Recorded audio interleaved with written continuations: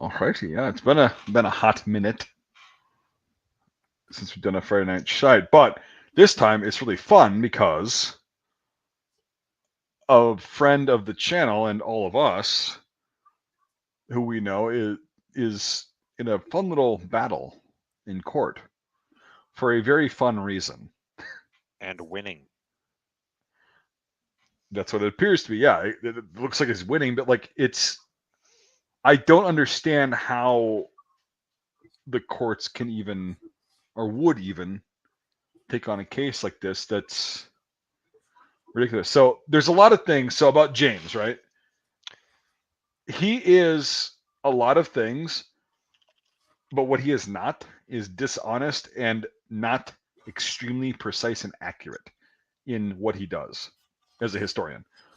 Um, and I think there's a lot of historians that are not that great. They're kind of just cowboys in the Wild West and just slinging shit, for the sake of, the analogy. But like, he is not one of those people. He keeps his receipts, right? He's got everything to back up everything he does. And it's insane to me that he's going through this right now because it's, again, if somebody keeps their receipts that meticulously, why the hell would you want to even get into that area or like that realm of like legal issues? But we're going to go through and we're going to look at some of these articles, and then we're going to show you guys who haven't seen it kind of how James does work, because I've seen it personally and I've bought his work, I've read it, and I was like, oh, this is no bullshit whatsoever. It's all backed up. He doesn't just do a bunch of hyperbolic shit like I do, where I take a topic and then I'll just kind of spew my opinion about it. Even though I say it's my opinion, it's still just spewing hyperbolic bullshit. He just goes, here's what happened, here's what we have.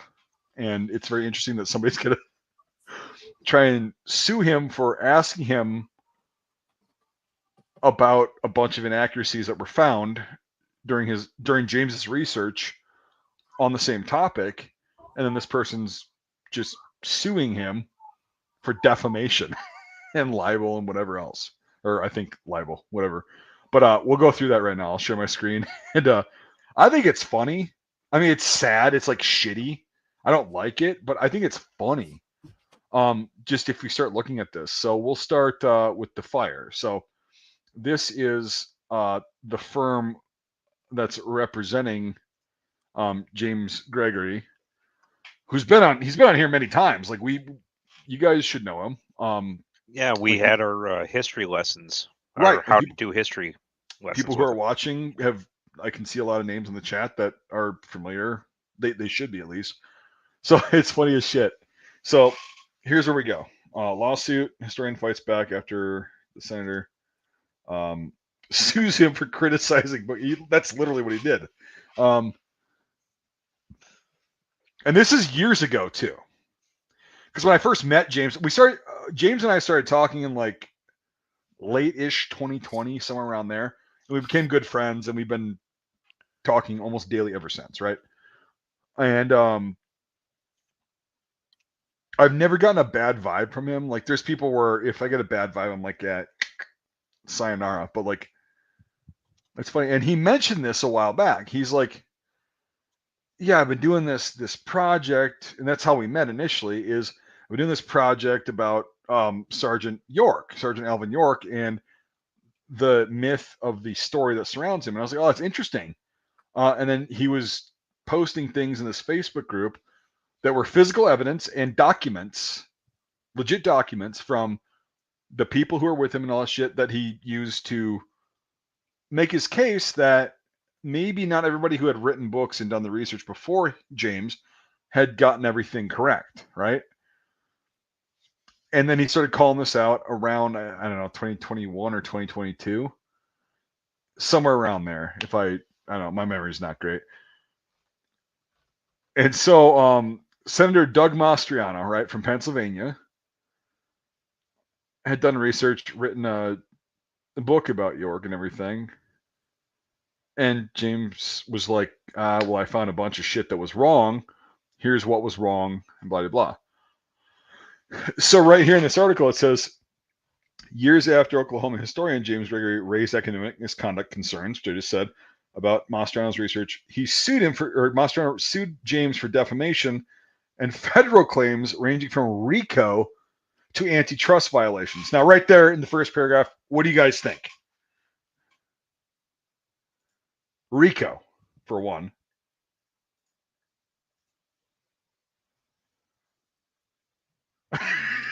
How does that apply here? For the sake of Chad, explain what RICO is. Okay, I will get the legal definition. Because I'm sure there's some people watching that are military historian buffs and not law buff. Okay, so RICO is, I want to get this 100% correct. I want to just do it for what it is. Racketeer Influenced and Corrupt Organizations Act. In other words, organized crime. Yes. Like mafia level organized crime.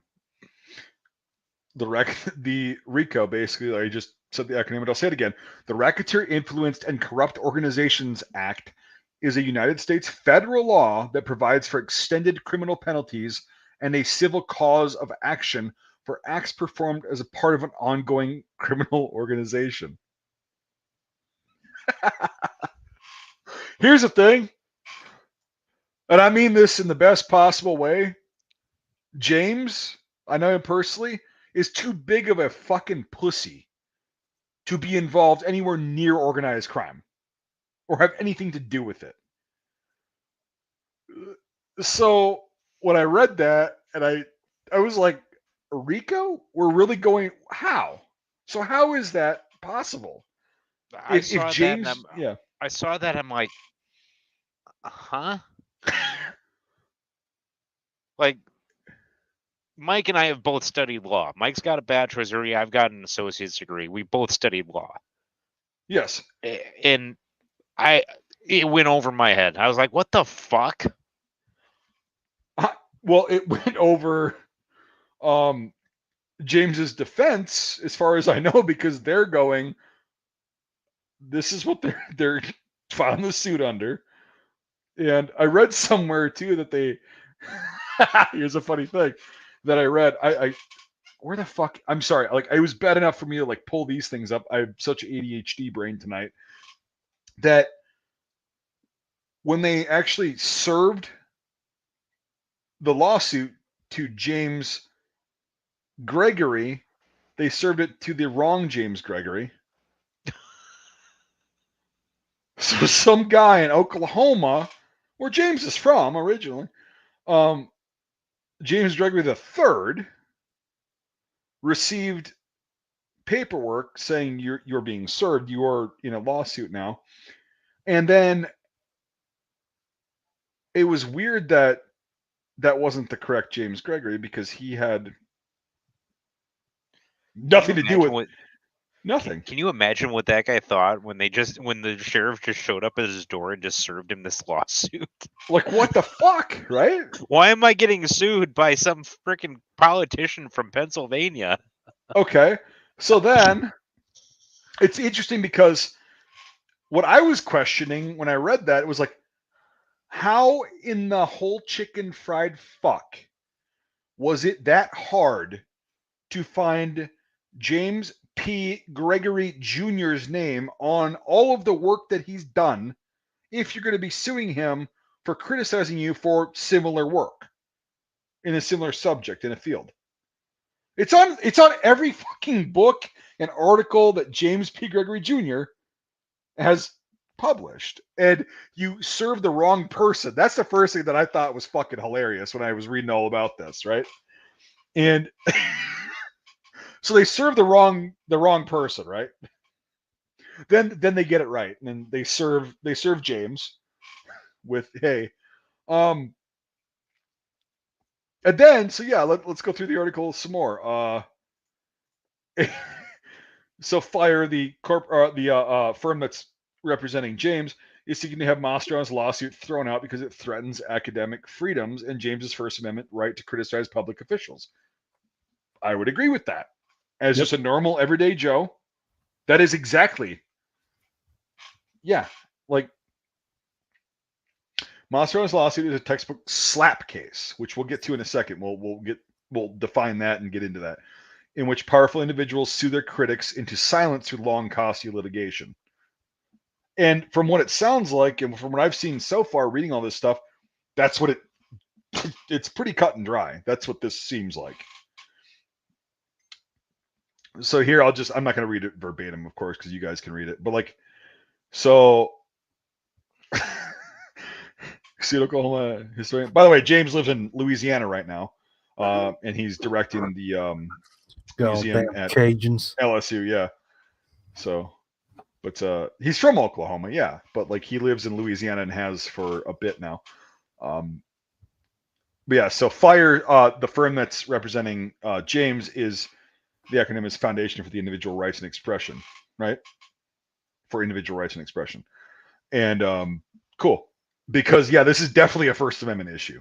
Huge. And, yeah, James is the museum director. Yep. Huge. And Huge. He literally, yeah. So this paragraph is very succinct and very, from what I know, who did nothing more than raise legitimate concerns about the quality of Mastriano's academic scholarship, engaging in expression squarely protected by the First Amendment. Yeah, so there was a lot of let's see, go down here. Yeah, here we go. So James was a graduate student in 2018. He started, and he's a PhD candidate currently. Almost done with that, from what I know. He came across Mastriano's book and initially thought highly of it. Yeah, he did. And then he verified some of its claims and realized that a lot of them were inaccurate, and the sources were really sketchy or didn't exist. And so, yeah, then he So basically, it's I heard this, so I wrote it down, and now it's documented history. Right, and then from what I understand, which we'll get to in a second, but yeah, that's exactly, yeah, that's kind of what happened, and that's not great as a historian to do that. Okay, and then when you're called out on it, why would you not just sit down with the person who's accusing you of this and go, all right, let's go through issue by issue and let's talk about it, right? Because big dick syndrome. Right.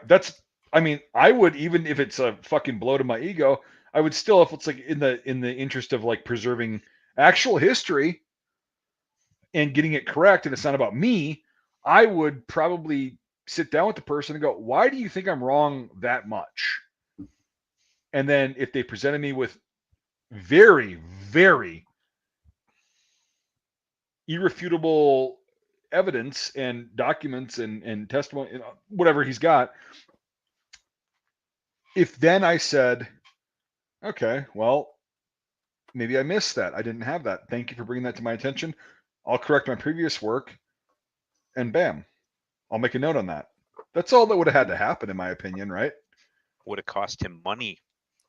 No, it wouldn't. Then he would have had to publish a correction to the published work.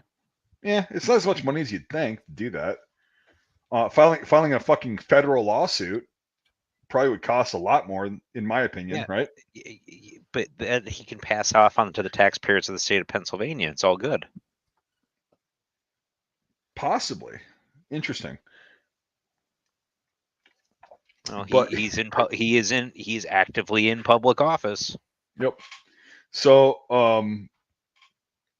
yeah, so James reported, as a legitimate academic should, if they believe that there's been academic fraud or something that's just not right. So James reported this, right? Thank you. And then it becomes oh, he doesn't like me because I'm a Republican, it sounds like. Well, Yeah. James doesn't, again, if you know James like we do, and I know him pretty well, he doesn't give a fuck about politics. He really doesn't. He doesn't put any of that into his work. I think he and I have talked about politics maybe in a vague conversation once for the amount of time we've talked to each other in fucking 4 years, approximately. It doesn't ever come because it's boring to talk about modern politics. And so yeah, it was funny like because I think from what I read like Mastriano like kind of tried to make this about he's trying to do this because I'm whatever and I think James put this in. I tend to vote Republican myself, and I'm like I didn't actually know that about James because we talk so little about modern politics, right? Because modern politics is fucking retarded. Correct. And I didn't know that James voted Republican. He doesn't know how I vote. And it's just fucking funny Wait, that I thought you were white dudes for Harris. well, you don't know though, right? Yeah, I thought you were white dudes for Harris. Actually, what Mike does is Mike writes in every candidate for every position, and he literally just goes through his repertoire of famous names from U.S. history, or like somewhat famous names from U.S. history. That's actually not a bad idea. Don't tempt me, clown. Clone. That's really not a bad idea. But and then yeah, Gregory, now the director of the William A. Brookshire Military Museum at Louisiana State University, right? So he doesn't know what the fuck he's talking about, right?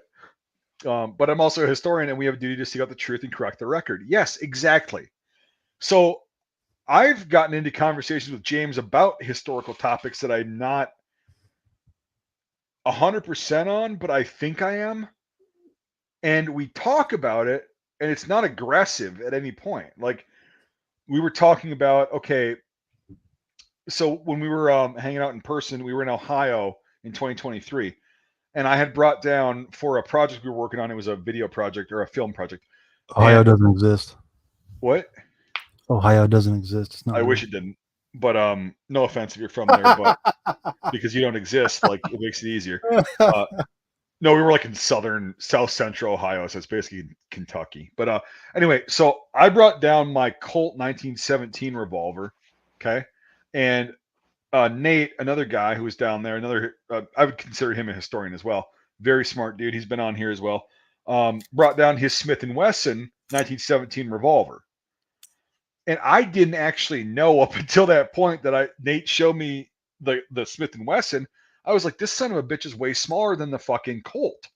And James says, yeah, well, this is a part of the book and a part of the research we had to do to figure out because, I mean, it's getting into the weeds and everything. But he explained to Nate and I, yes, so they were manufactured differently. Here's why they were manufactured differently is because the Colt was using too much material, even though it was a stopgap. And then they started making the Smith and Wesson.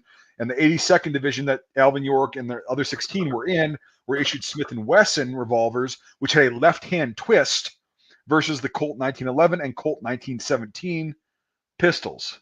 The revolver, the Colt 1917 revolver and the Colt M1911 pistol. And I was like, oh man, I never even thought of that, right? He wasn't. I didn't even know that Colt. I didn't even know that Colt made 1917 revolvers. Oh yeah, that was the first one, and the They pretty much had 32nd. everything. Yeah, the 32nd had Colts. The earlier units had Colts because it was a stopgap. And then they were like, we're using way too much material. But the 82nd was a National Army division that was made up of draftees later on, and they were issued the Smith and Wesson. But James explained that to us in person, holding both the pistols, and he's like, yeah, so here you see this is this and this and this. And I was like, shit, I learned that. And he goes, I also have a book that also backs this up. And I have the physical evidence from the battle that sparked all the research and the whatever on the specific topic of like Alvin York. I have everything. I have the physical evidence, the documentation, the Colt versus Smith and Wesson handbooks or records of how they made firearms and shit, blah blah.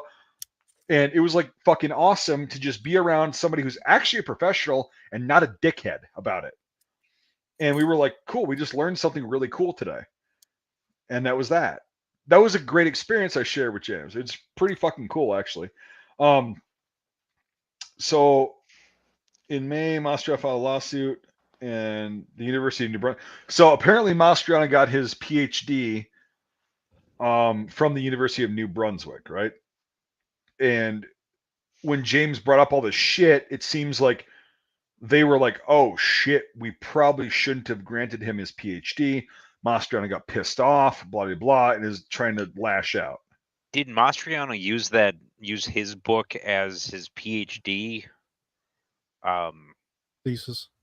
I don't know actually if that was his thesis, because if he did, it would make sense why he's reacting this way.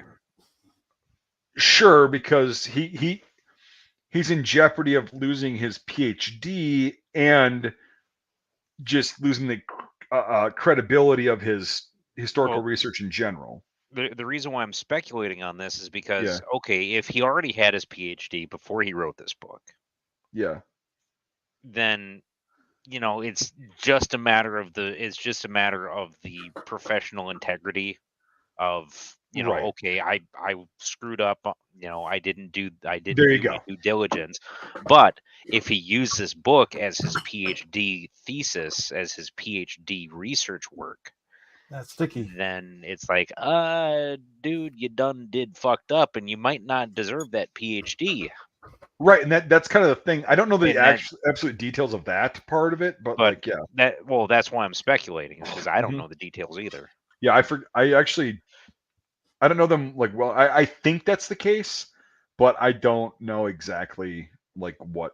But in his book, I know that's what James was kind of calling out. I don't know whether it was his dissertation, rather, is what it's called for PhD. I don't know if that was his dissertation and what he used for that. It'd be interesting to find out. Yeah, well, we'll ask James when he's done with this bullshit. So, yeah, it states right here, like we were just talking about, the RICO Act was created to curb organized crime and antitrust laws target monopolies. And I just don't understand how... Right. I don't understand how Mastriano's lawyer could even file this under RICO. I don't either. I'm like... And people that I've shared this with are the same way. They're like, they filed it under RICO? What the fuck? It's like the judge who took this case should have looked at that and be like, why? How in the world do you justify filing this under RICO? I'm not doing this until you change what you're filing it under. Yeah, I don't think he can do that till they get into court. He basically has to take it, and then when they get into the weeds. But like going back to what Mike B said earlier, I think it's because he's trying to spin it as it's an anti-Republican ticket type deal. Like they're trying to gang up on the Republicans like him. And if he's like doing Mike that, it has nothing to do with it. So I think once it gets into the weeds, once they start, splitting hairs, that'll be like, all right, this is beyond rapport. Well, and that's the first kind of funny part of it is like, again, everybody I've shared this with, and you guys are the same way. Like, we just go, RICO, really? How the fuck is this relevant? It's not, in my opinion. Like, it's just not fucking relevant. So okay, Mastriano's lawsuits. Okay, yep. These are important things to say, but you guys can read them while I'm scrolling through this, and you can also pause them. Oh yeah, okay, and they certainly don't argue that the critics are racketeers like Al Capone or John Gotti. Yeah, like if somebody criticizes you, yeah, it's not a good feeling. I get that. I do. I've been criticized many times, and I'm going to be criticized throughout my life. So is everyone, especially if you do work like this. But my God. Yeah, the M1 Grand Prix did get a lot of GIs killed, Mike. You're wrong. Yep. Nope. You prove me wrong. You've got all the evidence, and we already talked about this. I'm suing you. Let's do it. Where do you want to do it? I don't know. We'll figure it out later. We'll get the lawsuit thing. We'll do that. We'll have fun. We'll waste the court's time and money and as what's his name from Parks and Rec said, I love wasting the government's time and money. Dude, yeah, Ron Swanson. It's amazing. Okay, so they do say this. Mastriano's lawsuit is a textbook example of a SLAP, so strategic lawsuit against public participation. SLAP law. It's weird because when James made these accusations and had backing with this, he was in Oklahoma. Now, the venue technically could go to Oklahoma and they have pretty harsh slap laws. And so if by chance, I mean, I'm just thinking, I'm not an expert or anything. I just went to school for a couple years and learned about it, and I can read shit online. Definitely not an expert, but if this case did get taken up in Oklahoma by an Oklahoma court, and James was found to be completely not liable, well, that would mean that the slap laws in Oklahoma, which are pretty fucking harsh, if somebody sues you for this reason of just basically wasting your fucking time and the court's money, that they're responsible and they are liable for all of the expenses that were incurred during this thing. Okay, that's interesting. So yeah, so to prevent this sort of abuse, yeah, right here it says it. The Oklahoma passed the Oklahoma Citizens, in 2014. More than 30 states have similar anti-slap measures. So yeah, they're at risk of censorship by lawsuit for speaking their minds. That's a problem. That's a direct First Amendment violation, if I've ever seen one. What's the very first words of the First Amendment? Congress shall make no law. Yes. Which has Laws, been interpreted, which has been Or no, interpreted by law. every Supreme Court that's ever had to deal with it as not just Congress itself, but just government in general. Yep. But Congress exists both in the federal and state levels. Yeah. Which is interesting. So, but it's been interpreted by the Supreme Court. Yeah, to restrict though, but like here's the thing is like most states and the feds are on par with you cannot make a law or a thing to restrict freedom of speech. You can add laws and whatever to enhance your rights. Yes. Like I was saying though, that the way that it's interpreted is that the phrase Congress shall make no laws refers to just government in general, anywhere from a town board all the way up to the U.S. federal government. Yes, you're correct. Yeah, from what I know. Yep. Government cannot restrict your speech as long as your speech is not infringing upon the rights of others. Yes, like, and people they always want to go to like the fucking don't yell fire in a crowd theater. Yeah, that's not freedom of speech. That's a call to action, and that's a criminal thing. But you can do that if there's a fire. Yeah, but that's not a First Amendment issue then.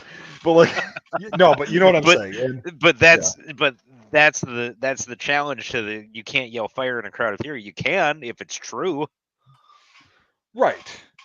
But you can't knowingly make false statements that will lead others to being injured. Correct, or lead others to be their lives. Yeah, exactly. Yeah. Which the First Amendment, like, we don't have to agree with what everyone says. That's the whole point of the First Amendment. Like, I've heard so much shit that's pissed me off and I don't agree with and I fucking hate it in my life, but I respect them because I go, well, at this point in our lives, man, we're probably not going to get along. Okay, vice versa. Doesn't matter. I've said some nasty shit, very nasty shit. Okay, that's protected though. But also good speech where you're just like, hey, we're exchanging ideas and we want to, be conducive to the progression positively of mankind. Great, that's protected too. That's also hindered and stifled in a lot of countries. Progressive speech, or so you call it, is not accepted in a lot of countries. That's why I like the First Amendment. Now, also that does include somebody who has an idea or a work and says, here's the way I think it was, and somebody else going, I disagree, and here's why, with all this different evidence presented. That is 100% acceptable. Protected. It's absolutely acceptable to disagree with somebody. Absolutely. As long as you do it civilly. So I don't understand. I didn't understand, like, even a civil discussion can become a heated discussion, but you can still respect each other's rights. Well, also, you're not committing violence. Okay. I'm sorry. Words are not violence. I'm triggered. It's a No, it goes microaggression. deeper than that. If I called you a fucking cock-juggling thunder cunt slap fucking faggot retard piece of shit, My response would be yeah, and right. Okay. Neither one of us are physically hurt. And that's where I draw the line of like speech is like, unless you tell somebody, hey, go kill that motherfucker right now. Okay. That's your First Amendment is it doesn't apply there. But if you're just calling me a bunch of names and you're disagreeing with me on shit, you have that right to do that. You absolutely have that right. Stones may break my bones, but words will never hurt me. Now, words can lead people to actions, and that's a different discussion that we just kind of touched on. But that's again not what is happening in this case. Like, it's so cut and okay. It's not necessarily cut and dry. Let me go to another article really quick, and then we'll go and we'll see how much of a really vile person James is, and just just horrible fucking You want danger to talk about a thunder cunt? James is a thunder cunt. At least he doesn't juggle cocks. I mean, cock juggling thunder cunt. He could be, but he's not. And so, okay. Well, it depends on whether we're talking about human ones or whether we're talking about something that he found down in the bayou. Well, okay. he could be into bestiality. We don't know. And that, whatever. I mean, that's illegal in a few states, but all right. So here's the other one. Okay. You guys see that? Yep. So this is a cool one. So Mastriano, he always does this whole I'm a combat veteran thing, and good for him. There's a lot of us. Oh, he was a window licker. Right. And it's like, good for you. He wears his dress blues or his ASUs, or no, those were dress blues because he was an officer. He wears them a lot and touts that he's a combat veteran. Good for you. Thank you for your service. Cool. He was third ID at one point. Good for him.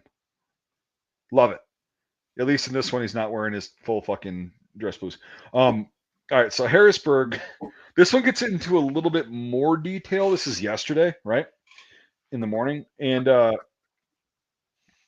so yeah, Pennsylvania, blah, blah, blah. So Senator Doug Mastriano's defamation, racketeering, and antitrust lawsuit filed in Western Oklahoma federal court seeks at least $10 million in damages from defendants, including history professors at the University of New Brunswick. All right. A motion seeking to have the case thrown out, filed Thursday by one of the defendants, James, argued that the case violates an Oklahoma law against lawsuits designed, slap lawsuits and all that shit. And that Mastriano is trying to stretch antitrust and racketeering laws beyond recognition to silence the critics of his scholarship. Scholarship should have been scare quotes. Maybe, but at this point, he has it. Okay. He's got it. At this point, he's got his PhD, so it shouldn't be in quotes. But he is trying to stretch, in my opinion, the RICO shit. Like, my God. How is this? Okay, so backlash against his research claims by experts in World War I history and on York, the Canadian history, was awarded Mastriano with former President Trump's backing. Oh, yeah, they had to throw that in there, of course, because that matters. Lost the Pennsylvania governor's race to the following year. Josh Shapiro. Okay, cool. Yeah, he ran for governor. He lost, and now he's still a senator, apparently. He got his ass slapped. Yeah, he did. That's cute. I like the pun. So, yeah, then they go on to talk about a little bit about how York was, that story. And so Mastriano is represented by Emmitsburg, Maryland lawyer Dan Cox, a Republican who lost the Maryland gubernatorial or governor's race in 2022 and spent most of the Sorry? I'm noticing a trend here. Uh-huh. Isn't it interesting? And spent most of 2023 as Mastriano's $46 an hour state Senate chief of staff. Okay, cool. Cox and Mastriano did not respond to messages seeking comment. Interesting. Staff dispute. Yeah, there we go. So that's not a terrible statement, in my opinion. So the University of New Brunswick administrators and staff called it a dispute over academic protocol that should be resolved by an educational committee, but instead has been dressed up as an international conspiracy. Yeah, that's exactly what this is. It's like, I don't understand how it can be spun as an international conspiracy. oh, where the fuck did I read that? Because James is literally a no, US it's citizen out there. I read it. So somebody there was accusations of like Chinese involvement. I can't remember exactly. Because fuck, I don't remember where the fuck I got it earlier today. I've been doing other things. I'm a normal dipshit fucking workaholic in the United States trying to make my fucking living. I'm not a senator who can just sit here and sue people for criticizing me. But I read it somewhere that somebody from the firm that James is being represented and defended by talked to or like worked for something that their company in the past had ties to China, and therefore this was, and I could be fucking this up, so do not take this at face value, but it was something like that, of like somebody that James has talked to in his life and right now was they're basically a Chinese agent or a Russian agent or whatever the fuck you want to call it. In this case, a Chinese agent. Russia. There you go. And it's like, yeah, I don't believe James is interested in that shit. Like, he's not that high profile. Like, James just wants to live his life as a fucking history nerd and do it right. Like, but I mean, it's kind of a compliment to paint James in a manner that like he's smart enough to actually be involved in a Chinese conspiracy, which is why he's defending himself in court against this guy, but it's because of a Chinese conspiracy. I mean, that's really giving him a lot of credit. And again, he's my friend. Yes, I will say that, but it's giving him too much credit because he's not that Chinese. Good. Andrew Schultz says orders Chinese food for the office. International conspiracy. Oh shit, he's getting married to a Chinese woman though. Oh my god. Oh, they might have something. No, they don't. Who's getting married to a Chinese woman? James. Yeah, she's from Puerto Rico, but yeah, that might actually be Chinese. That might actually be why they said that. I don't know. It was something absolutely retarded like that, where it's like the scary part is that he's getting married. Well, James. I mean, it's not. How is that scary? Nerd like him. How is that scary that he's getting married? Like, he's not a bad dude, and he's. I know. I'm picking on him. He chooses to not be an incel, which is good. He could be an incel, but he's not. But no, I mean that might be. Can you choose to do something involuntarily? I don't know. You tell. Why don't you tell me? Because that's what incel is that you're involuntary. Involuntary celibate, yes. Okay, Mr. Autist of the fucking century. Okay, fine. You're picking apart my shit. You are correct, by the way. But like, yes. Okay. So, Mastriano, the university defendant said, the university defendant said, about Mastriano, does not assert precisely what he contends were false and defamatory about the statements they are purported to have made. What? Hold on. Mastriano, the university defendant said, does not assert precisely what he contends were false and defamatory statements they are purported to have made. Is that written wrong, or am I just reading that wrong? Like, you're reading it wrong. Okay. Mastriano should also be in quotations. The university defendant said, so he's the first thing is the name, but he said Mastriano does not. They interrupted the quote with the university defendant said part. Yeah, so it kind of throws it off. Oh shit! So they broke the paragraph. I see it now. Okay, yeah. My bad. Yeah, I was just skipping down to that Yeah, one. My bad. copy edit failure. Yeah, Yeah.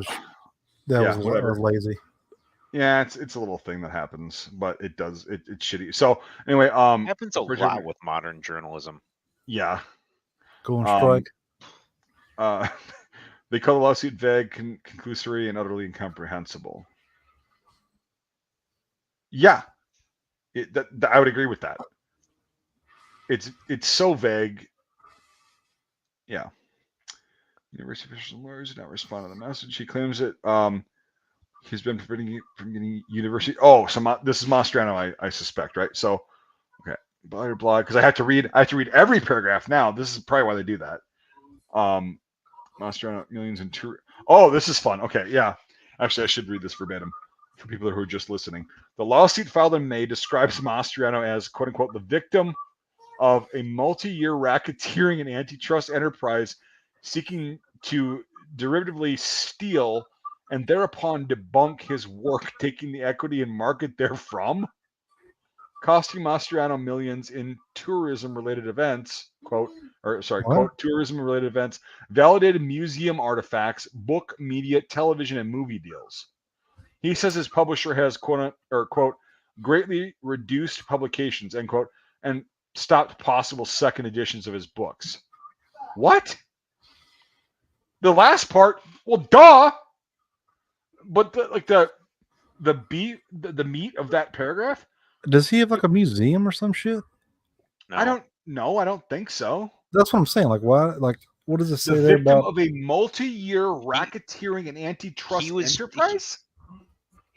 He's saying that James is trying to make sure that he can't get a movie deal for his book. Guarantee you that's what he wants. Okay, yeah. I just want to read this out loud for people again, including myself. The victim of a multi-year racketeering and antitrust enterprise seeking to derivatively steal and use thereupon, use or steal, use, and thereupon debunk his work. They should have had the Oxford comma in there. Taking the equity and market therefrom. So that what the fuck are you talking about, dude? He said you were wrong. How is this racket? Oh my god. I can't make money off of a movie deal. That's why we vote for these people, right? I didn't vote for him. I don't give a fuck about Mastriano. He doesn't affect me. Fuck him. Costing Mastriano millions in.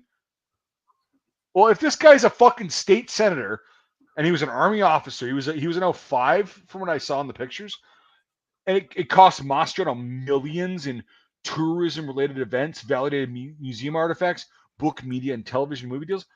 Is that like you're prospecting? You're looking forward and saying you could have made millions? Or is it saying that you already had it lined up? Well, the tourism factor, the way that looks like it's reached to me is like when he goes on campaign, it takes away from his campaign.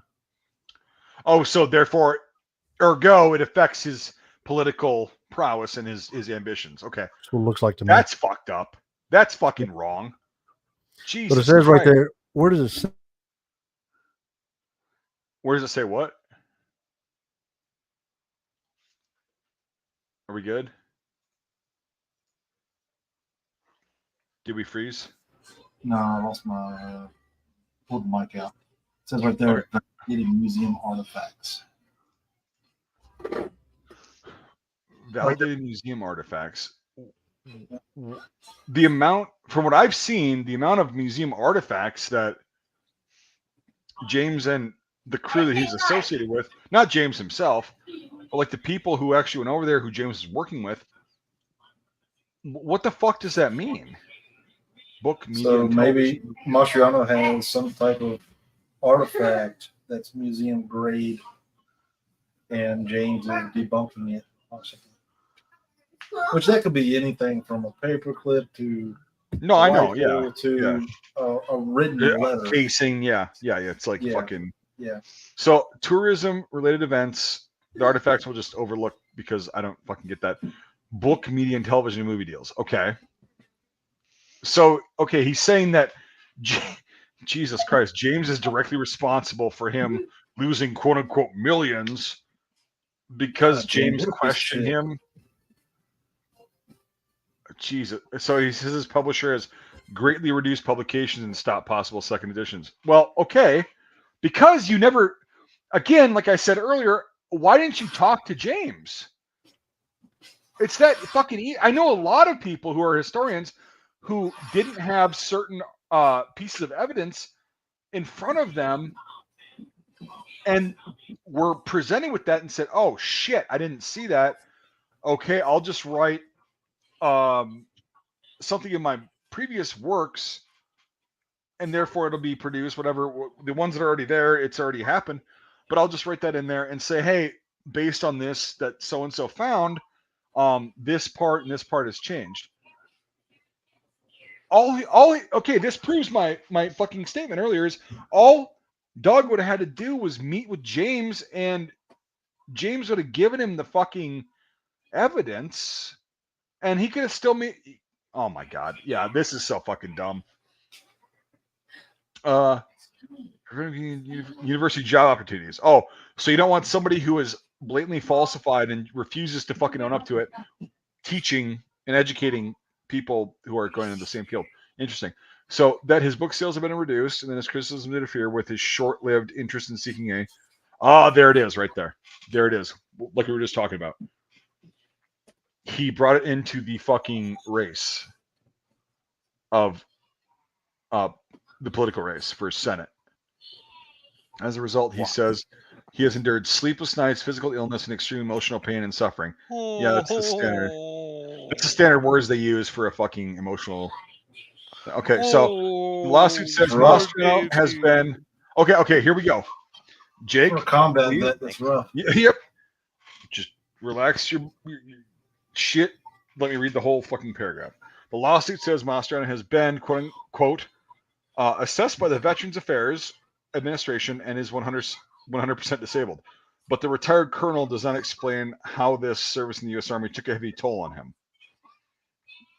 Okay, I'm not even gonna fucking touch that. If you got 100%, thank you for your service.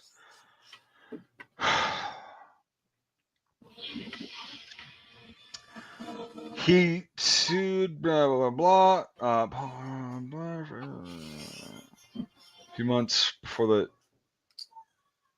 Oh yeah, okay. Ooh.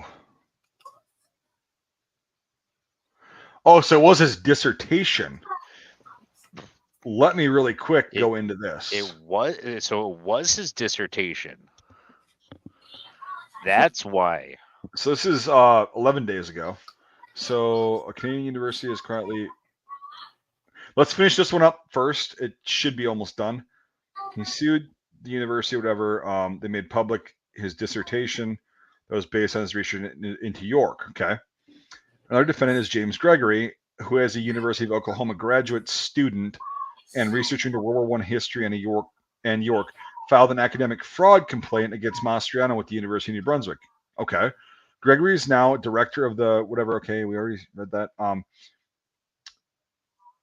So yeah, this is what James said. Mastriano asserts that the voters tied Gregory's criticism of Mastriano's scholarship to their decisions not to vote for him on several occasions. What the fuck?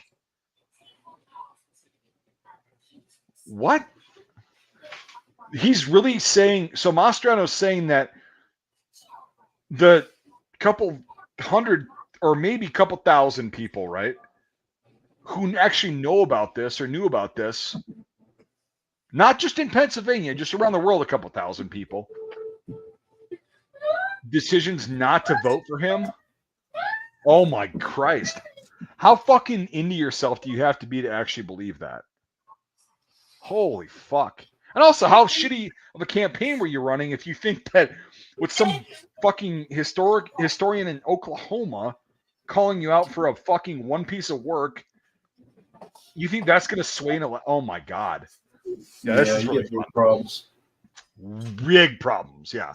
And it's... Well, he lost the governor race by 15 points. That's a fucking landslide. Yeah, so some fucking history nerd like James criticizing Mastriano's book and his work on that book, a very small part apparently of his life, swayed a political election, go fuck yourself, dude. No, No, it didn't. no, it Go didn't. fuck yourself. That is some of the most preposterous, retarded shit I've fucking heard in a long time.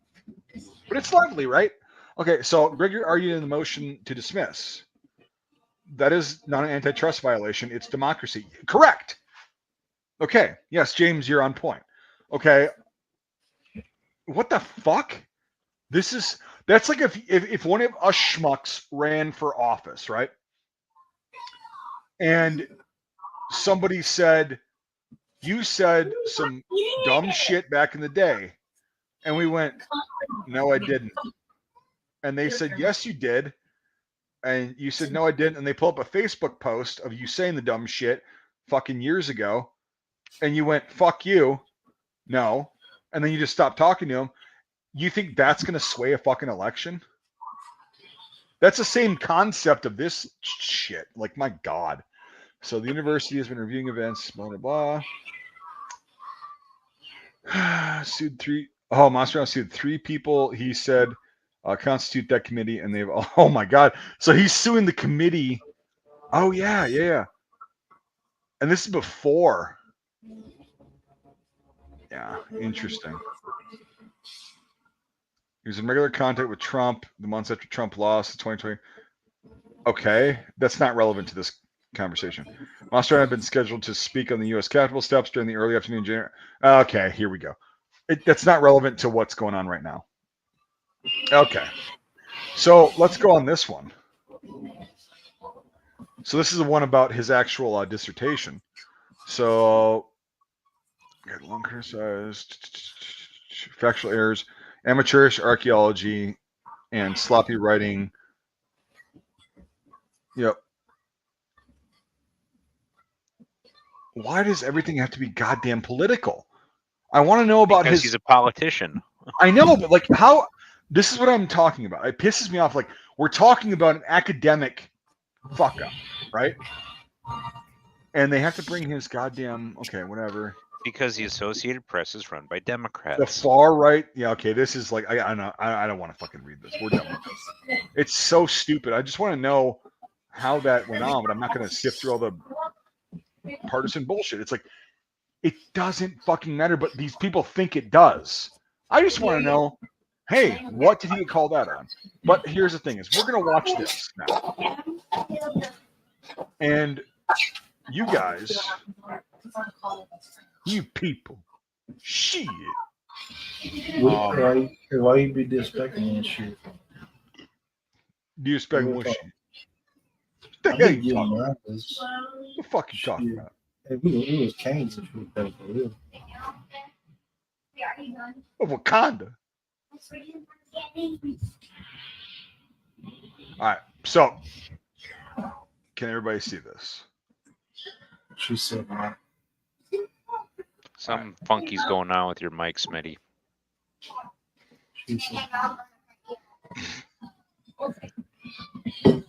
Now I'm hearing more of the background than I am you. Yeah, your background is pretty high. Like even when you were speaking directly into the mic, Yeah. I couldn't hear you. Yeah, you're right, Jake. So, I bet that mic isn't even connected. I bet it's like some system mic that.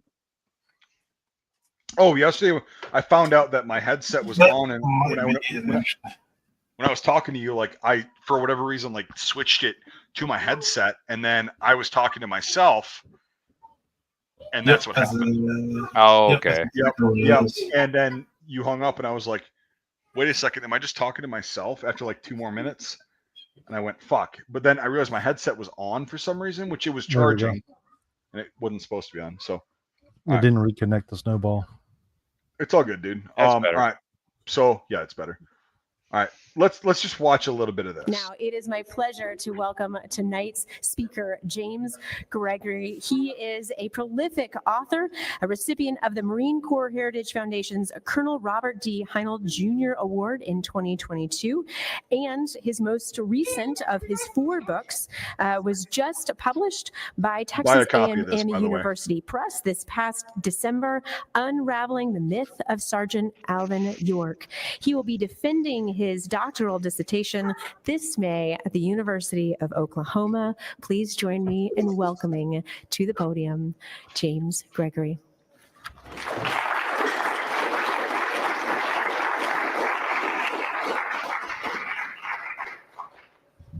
I'm going to set a timer so I don't go over.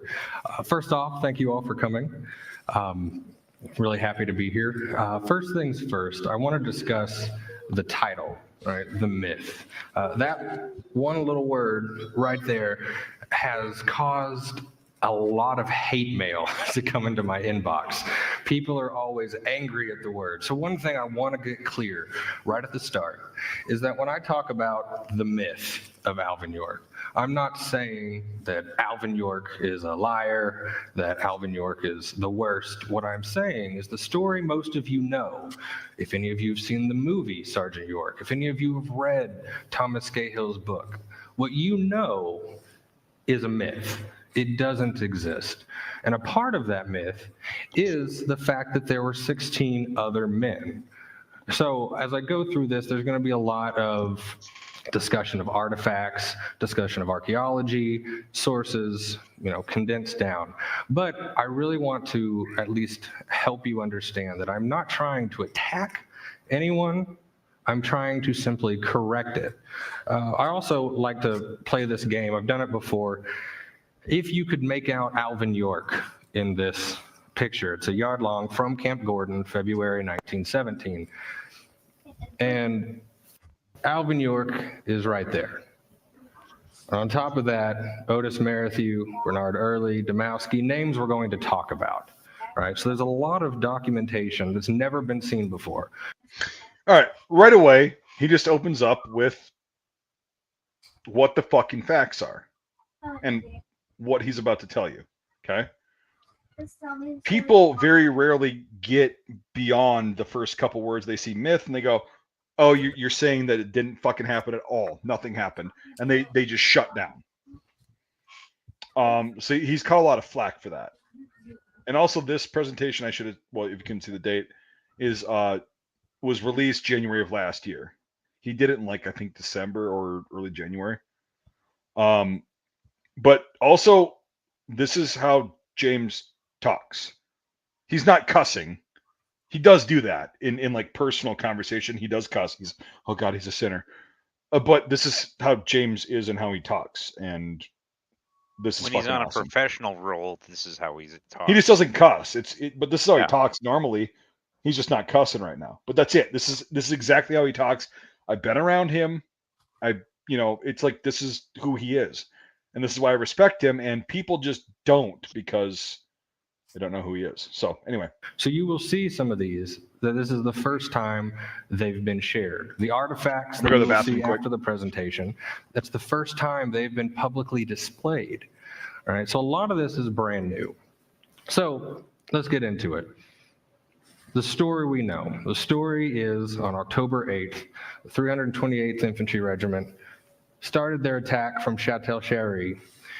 And when they got to about this point, machine gun fire from the Germans halted their advance. 17 men under the command of Acting Sergeant Bernard Early were told to basically go on a suicide mission to take out the German machine guns. So Bernard Early takes his 17 men, they make it around the hill, they get over into this ravine, and when they get to right there, they run into Germans eating breakfast. They've rushed all night to get to the advance. They were surprised. The Americans open fire, the Germans surrender. As they're lining up the Germans, all of a sudden, fire from this ridge inundates the Americans. Now, this is where the story you've all heard, right? This is the myth. On October 8th, Alvin York and these 16 others are suddenly attacked while trying to get their prisoners out of the ravine. All of the Americans are either wounded, taken out of action, hiding, except for Alvin York. He's an acting corporal, and Alvin York is in a great position. He then charges up this hill to take out the German machine guns. Germans charge him with their bayonets. He pulls out his pistol, and he shoots them from back to front. And once he's done, he kills some more for good measure. They all surrender to him, and Alvin York leads the Germans and the remaining men back to the American lines and takes credit for the capture of 132 Germans. That's the myth. That's the generally accepted discussion. If you open up any material that was published in 2018, even to 2021 with the latest book before mine on Alvin York, you're going to find this story. And this story, as we'll discuss, comes from one source. So what I wanted to do was, well, what about the other men? What did they say happened? Everyone seems to take what York says as the only source of information. So what happens if we look at the other men? Out of those 16, 11 survive. And those 11 all have different perspectives that no one has taken into consideration. So first thing I wanted to do is bring up these men. All right, so here we have 10. Obviously, these two I've not been able to find a photograph of. But out of the 16 men, there are several that are immigrants to the United States. Bernard Early is Irish, Kornacki, Polish, Irish, Italian, Polish. There's even a Native American. This is truly an all-American unit. Now, these men survived, and these men did not. These are the 6 who were killed in that ravine. Demowski, Swanson, Savage, Waring, Weiler, and Wine. These men can't tell their story. Or if they've been told, they generally get left out. And it took a while for anyone to think, well, why don't we go find the site? Now, other groups have tried to find the site. Some even claim to find it. And they built a nice memorial there if you go visit. But it's not in the right spot. Instead, Dr. Tom Nolan in 2006 and 2009 took a team, they followed the 82nd Division history, and they found the ravine. And in this ravine, they started digging. They had several archaeologists on the team. They brought up artifacts. They kept track of everything. And what they found proved that they had found the site. Not only do we have a collar disc, 328th Company G, even this knife, 328G. It is definitely men of that unit. But what can it tell us? If you take these artifacts and you put them on a map, it tells a different story. So American equipment, you can see that there are these clusters, these artifacts, mess kits, forks, spoons, buttons. Each one of these corresponds with a grave. When you look at the grave registration files, they say William Wine is buried 15 feet west of the creek. Or Savage is buried 15 feet east of the creek near the edge of the dam. Or the 4 men were buried together, 5 feet off the creek, 15 feet from the road. So these are the American graves. This is where the battle happened. And when you look on the hill, these are German expended cartridges. These were fired at the men. So you can see the line where the Germans were, the Bavarians were on the slope, and the Americans were here. But why does this matter? Well, when we look at American 30-06 expended cartridges, all of a sudden we see that there's all these different spots that show someone was firing their weapon. That is not a single man charging a hill by himself, right? This is a team effort. These are all the American 30-06. All right, so we can see that this is definitely a story that is not the single-handed myth that we have been fed. What do you think so far? I'm enjoying it. And I agree with him. I listened to this earlier today. Yep, but so now you're seeing his actual legit evidence, the visual evidence. It makes more sense. I got a buddy who's watching, who's not in chat, who says, I'd say that's pretty compelling. Well, yeah, it's Rob. Digi. Oh, well, yeah. Okay. So yeah, we've just begun. Because again, with James, if I question him on anything, he's able to fucking. If he doesn't know, he says he doesn't know. But if he does know something, he will. It's right there, and it's like, it's not even able to be argued. So anyway, we'll continue this. Rob can come on if he wants, but like we're just watching this, so. And in fact, I don't think he. there's a I don't lot think he more can tonight. going on in that That's fine. ravine. Yep. So Yep. this is actually a painting that was just recently commissioned. It was finished by an artist named Michael Ackerman, using the archaeology, Douchebag. using the research to try and demonstrate what happened.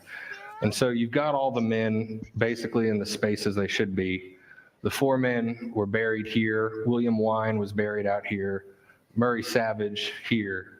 And over here is Alvin York, exactly where he should be. I do want to preface this, and just he'll explain it a little bit, but like, so Michael, who's obviously we all know who he is, Mike A. Great guy, wonderful guy. Know about him. What if a guy? He's a clown. But like, so when he Shitty Mike. Shitty Mike. I helped a little bit with it. Yeah, he does have a shitty mic. I think he improved it, but like, so they got this based on all of James's evidence to be as close to what we think happened based on what was about to be said this day. So that painting is actually, it's not just like a, oh, well, you know, that's subjective and, you know, that's just fucking, anybody can do that. Well, there's a lot of research that went into that photo, or that painting rather. I call it a photo. It's not, because of all the shit that surrounded it. So just want to get that out there. I'll stop pausing it. In a great position. And from there, he had the best vantage point. But you've got all of these other men involved in the fight. So that's what we're going to talk about. So where do we start? Well, let's start with what some of these other men have shown, have proved. What you see here is Otis Merrithew's casualty card. Now, Otis Merrithew, if you read any of the other books, he's generally called William Cutting. He signed his draft registration under a false name, and under that false name, he served. So William Cutting, actually Otis Merrithew, he always swore up and down, I was not wounded to the point that I was knocked out of action. I was grazed in the arm, and I remained in the fight. He swore that through his entire life, and no one believed him. He's not telling the truth. York says everyone was knocked out of commission. He was the only non-commissioned officer left standing. Well, if you look at his record, 1 gunshot wound, left arm. That's it. He's telling the truth. He was shot in the left arm, pulled out his revolver, continued fighting. On top of that, you can find other men from the unit that had comments. So Bishop here says he was there when York and these men came out of the woods. And what did he see? He saw Corporal York walking out first, a bunch of Germans, Corporal Cutting with a hole through his helmet and blood running, yelling like mad. Merrithew always swore he was still standing, still barking orders. He was the one in charge. Bishop seems to confirm it. So little things like this that say, well, maybe these men are telling the truth. Maybe just in fact, they know what happened and we should trust them. But we don't. And why is that? Why have people thrown out these sources? The answer is always, well, Alvin York has a Medal of Honor. Alvin York's Medal of Honor required an investigation. That investigation, that's the end all. That's it. They've got affidavits. They've got documents that prove the other men agreed York did everything by himself. So what you see here are 2 of those affidavits. Now, these affidavits, Joseph Kornacki, Percy Beardsley, this is for York's DSC. His DSC was given in October, and it basically says that 2 corporals were put out of action. Corporal York assumed command and attacked with 7 other men and took out the machine guns. Okay, fine. Got the Distinguished Service Cross. That could be the end of it, but it wasn't. Instead, what I have found and what I illustrate in the book is that why did York all of a sudden become so famous? He was already awarded Well, it falls to these two men, Major General George Duncan and Brigadier General Julian Lindsay. These two men are the officers for the 82nd. He's in charge of the 82nd, he's in charge of the 328th. What do they have to do with it? Well, these two men attach themselves to York. Everywhere you see York after the war, you see Duncan. Why? And what does that have to do with the myth? Well, in comes Major General Hunter Liggett. Now, Hunter Liggett is in charge of First Corps, and Hunter Liggett is in charge of these men's careers. Now, during World War I, you have a very large army. You have a large national army, you have the regular army.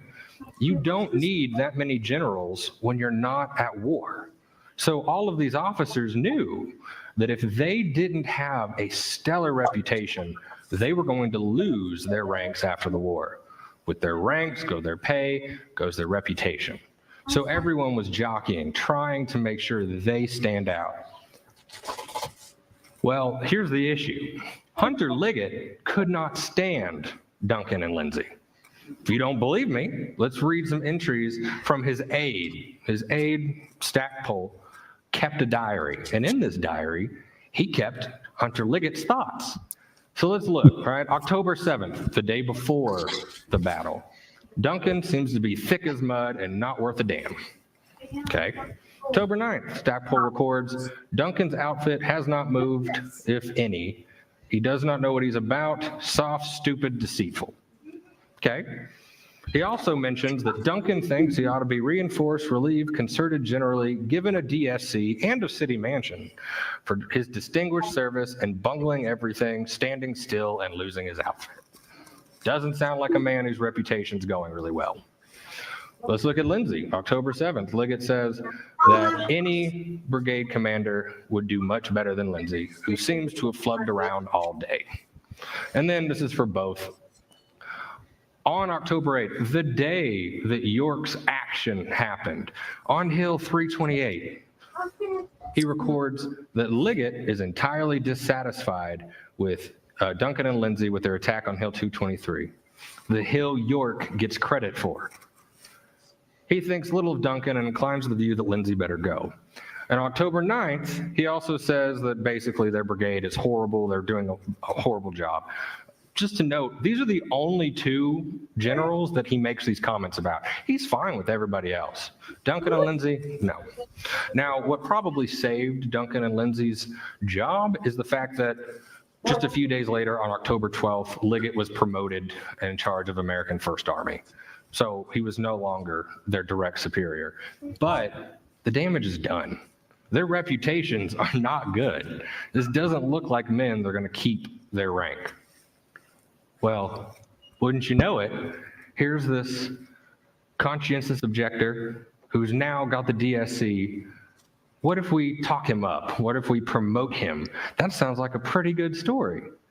So let's give him the Medal of Honor. That Medal of Honor is going to save our reputation because it makes us look good. And it makes our biggest failure, Hill 223, a success, right? So these are the actual documents out of Alvin York's service file. And I just want you to look at the dates. February 5th. It is recommended that Sergeant Alvin York be given the Medal of Honor. It's recommended. They get the response, do the investigation. Okay, cool. Think about it. How long do you think a Medal of Honor investigation should take? February 6th. Affidavits. Now, this one is particularly important by Fyodor Sok, right? Fyodor Sok, but there's an X for his mark, right? Basically, this one just says that Sergeant York, all by himself, defeated these Germans, charged the hill, captured the Germans. He's the greatest. Okay, and there's 5, 6 of these affidavits. Here's the thing. None of these are personal statements. This is not a personal statement by Fyodor Sok. This is Alvin York's statement to which Sok is supposedly signing off on. All 6 affidavits are exactly the same. They are not eyewitness accounts. They are Alvin York's statement, what he said happened. And again, remember the day, February 6th. Okay. February 7th, I have personally investigated this case, and in my opinion, it merits the Medal of Honor. 3 days. 3 days is a short time already. But what happens on this third day? On this third day, the officers, Duncan, Lindsay, several others, take York to the site and say, York, tell us what happened. They didn't take anybody else. They didn't ask anybody else. They never even asked Early, who was in charge of the patrol. They never asked Merrithew, who was given control by Early. No one asked them to come along, only York. So York goes with them. They walk around. They even have a shooting competition. They say, hey, look at that German canteen. Let's all shoot it. One of the artifacts in there is that canteen. This is wild. Their affidavits are signed the day before they did the investigation, which means they've already written this down, come up with the story, had it signed. And the investigation's just a sham. It's just going through the motions. They already planned this before they did anything. And then they submit it, and that's it. That's the Alvin York investigation. For the rest of his life, for the next 100 years, people will go to this and say, nope, this is the end all of the conversation. This is it. That investigation confirms it. Alvin York did it by himself. This is where the myth starts. Now, he would probably be forgotten. He's just some Army officer's tool to be better. If it was, actually, I should mention this first. These are the signatures, right? So Salk and several other men later claimed they didn't sign those affidavits. They say, we didn't sign it, and if we did, it was an accident, or they were making us sign it. Now, Fyodor Salk, his affidavit is signed with an X. And what they claimed was, oh, he's an illiterate immigrant. Just like many of them, he couldn't sign his own name, so he had to make an X. A couple issues with that. One, this is Fyodor Salk's draft registration card. And as you can see, he can write his own name. He even Americanized it. On top of that, Camp Gordon knew that most of those men in the 82nd were going to be immigrants who didn't know English. So Camp Gordon had an English school that they made their immigrant soldiers go to learn basic English and write their name. So why, all of a sudden, Fyodor, he forgot. He just, there, it's gone. He can't sign his name anymore. X marks the spot. That's it. Right? So automatically, the investigation has a lot of issues. But what I was getting to, there was another man on this investigation named George Petullo. And George Petullo is a journalist for the Saturday Evening Post, most popular magazine in America. And he says, that sounds interesting. Well, who told him? Duncan. Duncan contacted the press and said, hey, I think you should write about this. I think you should come here and write this story. And Petullo says, okay, I'll write it if I'm the only one that gets to write it. Duncan says, deal, but I get control of what you write. Deal. So George Petullo goes on this investigation and he writes this story, The Second Elder Gives Battle. And in this story, he basically recounts York being a conscientious objector, his life, and then he recounts the battle, giving all the credit to York. York did everything, and Petullo says that all the other men just hid. They didn't do anything. They didn't do part of the fighting. They didn't do any capturing. They just hid the whole time. And this story is already altered. I found his censored original draft in which he was going back in and changing numbers. Oh, it's not 20 Germans, it's 25 Germans. Oh, it's not this. So the whole story is altered. Duncan signs off on it. It makes York look good. It gets published. 2 million people read this magazine.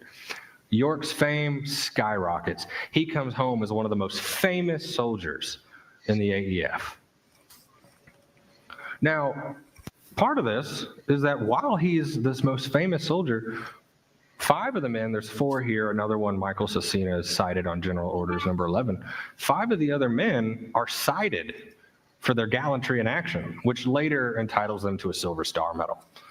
So the other men, at least 5 of them, got a mention that they were there and that they were obviously a part of this battle. This is completely counter to what the public sees. But no one knows this. No one thinks about it. York is the hero, and that's the end of the story. Now, when the men come home, you know, they're not happy about York getting all the credit.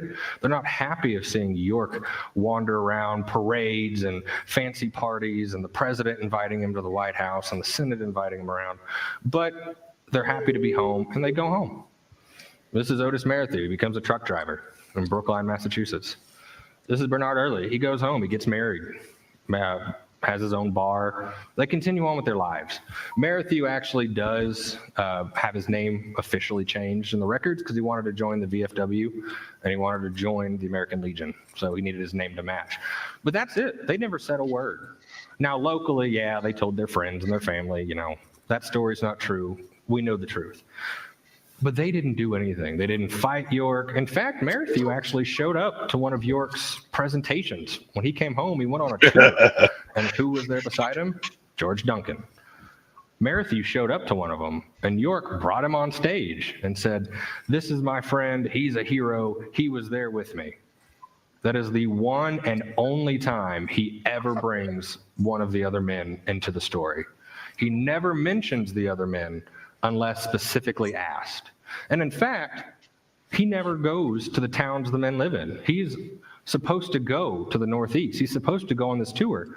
And then he finds out, oh, the committee invited Percy Beardsley. The committee invited Otis Merrithew. And then suddenly he can't go. He makes an excuse and he bails. He bails on every single tour that's in the area one of the men live. And they catch on. They complain. It's in the newspaper. The newspaper mentions it's kind of sketchy that York is bailing out. But that's it. That's the end of it. The men are not trying to make this a huge story. And in fact, it's not until 1927 that the American Legion magazine publishes a story about York being single-handed. And another soldier, not even part of the same unit, part of Company D, he writes into the American Legion and says, hey, your article you wrote in February about York, why didn't you mention the fact that there were 16 other men there? And the American Legion responded with this article saying, well, we actually did our research this time, and it turns out there were 16 other men. This is the first time the other men are given credit. Hit pause for a second. And this sparks all of a sudden people realize, oh, these guys. Yep. So just out of curiosity, I pulled up Alvin York's Wikipedia page. Yep. Under Discovery of the Lost Battlefield section, it's 2 paragraphs. I'm just going to read it verbatim. In October 2006, United States Army Colonel Douglas Mastriano, whatever, fuck nut, head of the Sergeant York Discovery Expedition, conducted a search to locate the York battle site. Among Mastriano's expeditions finds were 46 American rifle rounds. In addition, his research located pieces of German ammunition and weaponry. Without the official support of the French government, Mastriano excavated the site and bulldozed the area in order to build 2 monuments and a historic trail.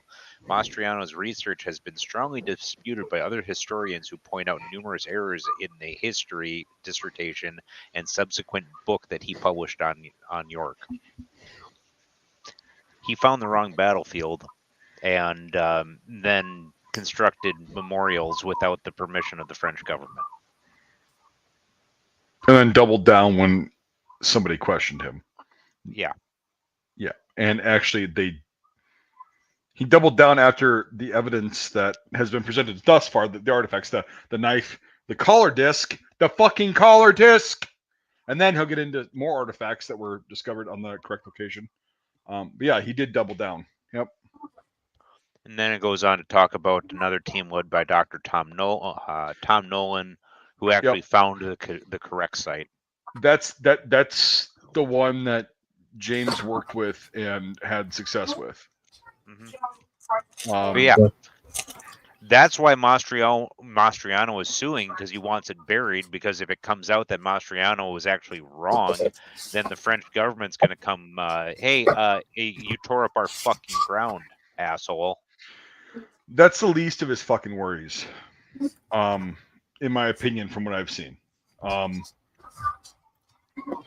That is... But yes, that is part of what has gone on, from my understanding. Now, for just my point of view anyway, I don't think any of us are saying any of this about Alvin York to denigrate Alvin York's actions that day. Well, James will get into that. Yeah, exactly. Yeah. Like, no, it's not about that. It's not at all about that. It's Yeah. I think we should just play this a little bit more because this goes into what actually happened. Yeah. And it still happens today. Yeah. Just put it He that was way. there. He participated in a battle. Yeah, You know, So, nobody's disputing that. but yeah, that will be addressed. Any more questions at this point? No, I just wanted to bring that up about No, the that's wiki page. yeah. So that's on the wiki page. It's public knowledge. You guys can go research that. Yeah, it's that. Yes. All right. Guys are involved. So in 1927, the local newspaper starts reaching out to the men. They start getting interviews. And you'd think it would die off. But in 1928, Alvin York comes out with a book. Thomas Scahill writes it. He gives him that ridiculous twang that's in the book. If you've read it, that's not true at all. And he also changes a lot of facts. But he writes this book. And then the next year, 1929, the War Department decides at the 1929 War College Exposition that they're going to show everyone Alvin York's accomplishment in the Argonne. We're going to redo it. So they start doing research. And they start sending letters to the officers in charge. And the officers say, I don't have an answer for you. I don't even think anyone knows what actually happened. No one can faithfully recreate this. So the War Department kind of gives up on that. But then they have a great idea. And they say, what if we invite the other men to come? It'll be great publicity. We'll invite them to come. They can reunite with York. Everyone will love it. So they send out invitations. Every year we have this event. We would like to have you as one of the survivors of the fight come also. You can meet York. You can have a good time. It's going to be great. Some of the men accept. 5 of the men accept. Now, Theodore Sock, he accepted, but the money never showed up from the War Department, so he couldn't go.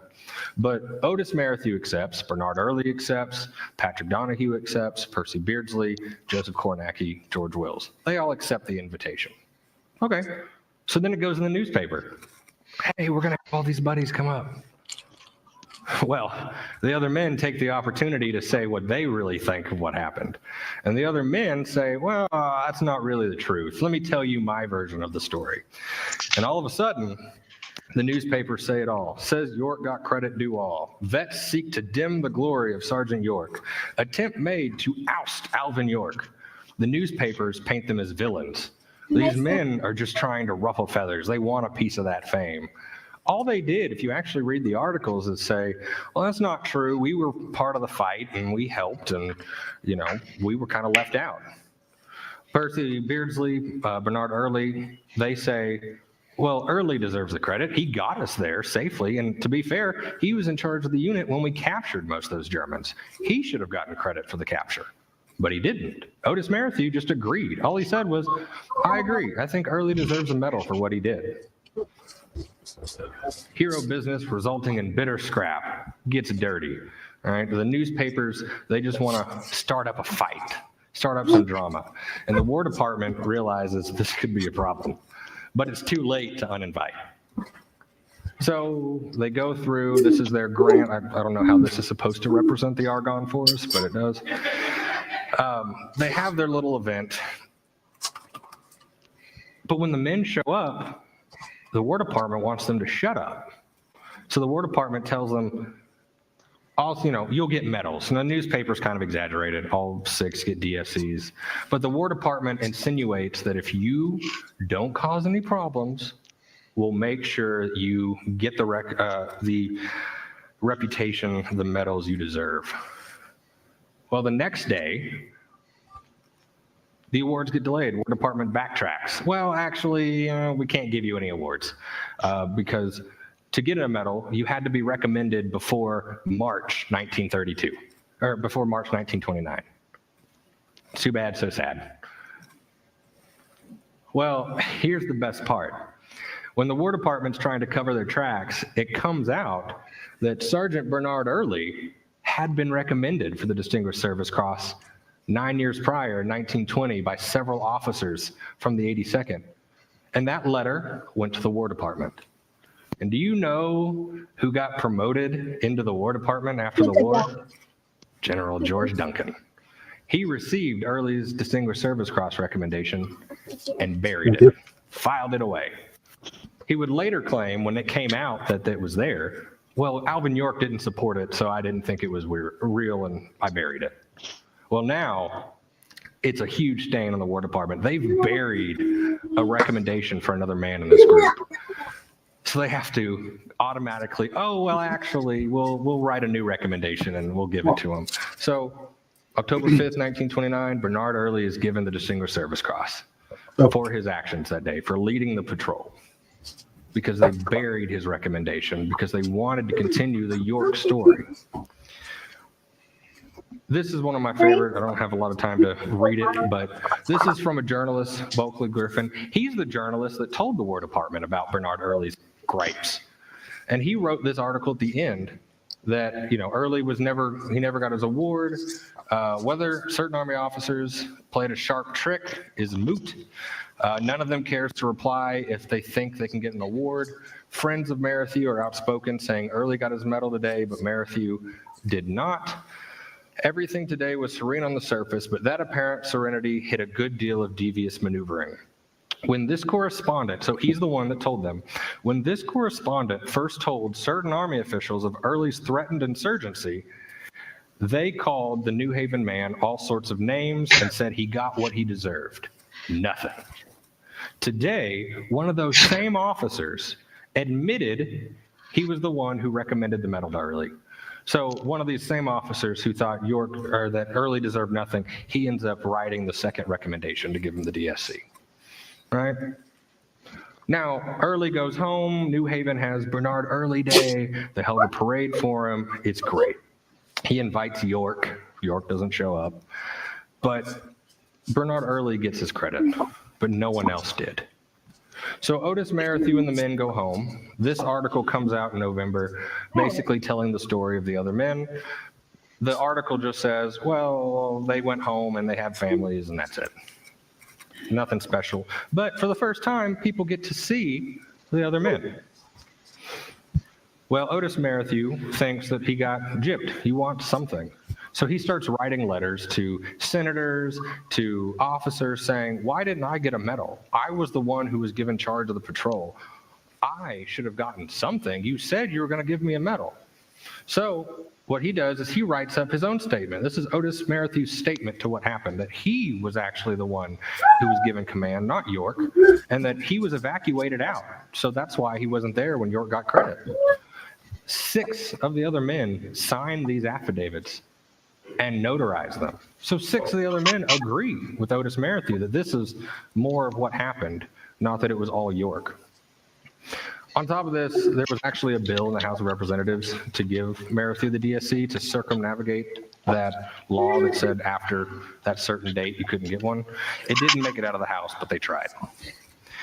So this is where G. Edward Buxton comes in. Now, G. Edward Buxton had been an officer in the 82nd. He also wrote the 82nd Division history. And by all accounts, he is a good, honest man. He's also the president of Fruit of the Loom after the war. Just interesting fact. But G. Edward Buxton meets with Merrithew at the War College, and Merrithew says, I need you to help me. I deserve something. I'm tired of being left out of this story. I just want some recognition. And so they start writing letters back and forth. See, Fruit of the Loom. And Buxton believes him. The other men have all agreed that Merrithew was the one in charge, not York. If everyone agrees, then there's probably some truth to it. Why is everyone taking one man's story and ignoring everyone else's? So Buxton says, I'll help you, but I need statements signed by the other men, not just the ones you wrote, which he does tell Merrithew that medals cannot be awarded by signed statements. They have to be affidavits, which is kind of ironic considering York's Medal of Honor are all statements. They are not affidavits. But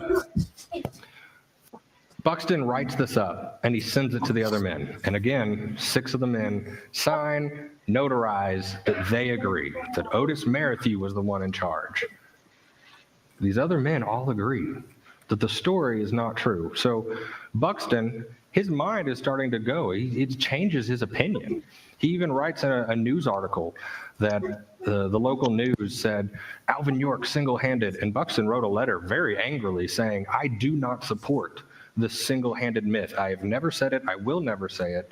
There were other men involved. You need to mention this. I will not stand here and support this single-handed myth. So Buxton's opinion has changed. And so he tells Otis Merrithew, well, maybe something will come later down the road. And this document, again, Buxton sends these recommendations to the War Department. And guess whose hands they end up in? Now, it's General Julian Lindsay, the one who also signed off all on York's paperwork. Now, Lindsay has apparently had a change of heart because he replies with this letter saying, and closes a copy. So this is the copy of the letter Lindsay sent to Buxton. Basically, Lindsay says, I should have recommended all of those men. They were on a suicide mission.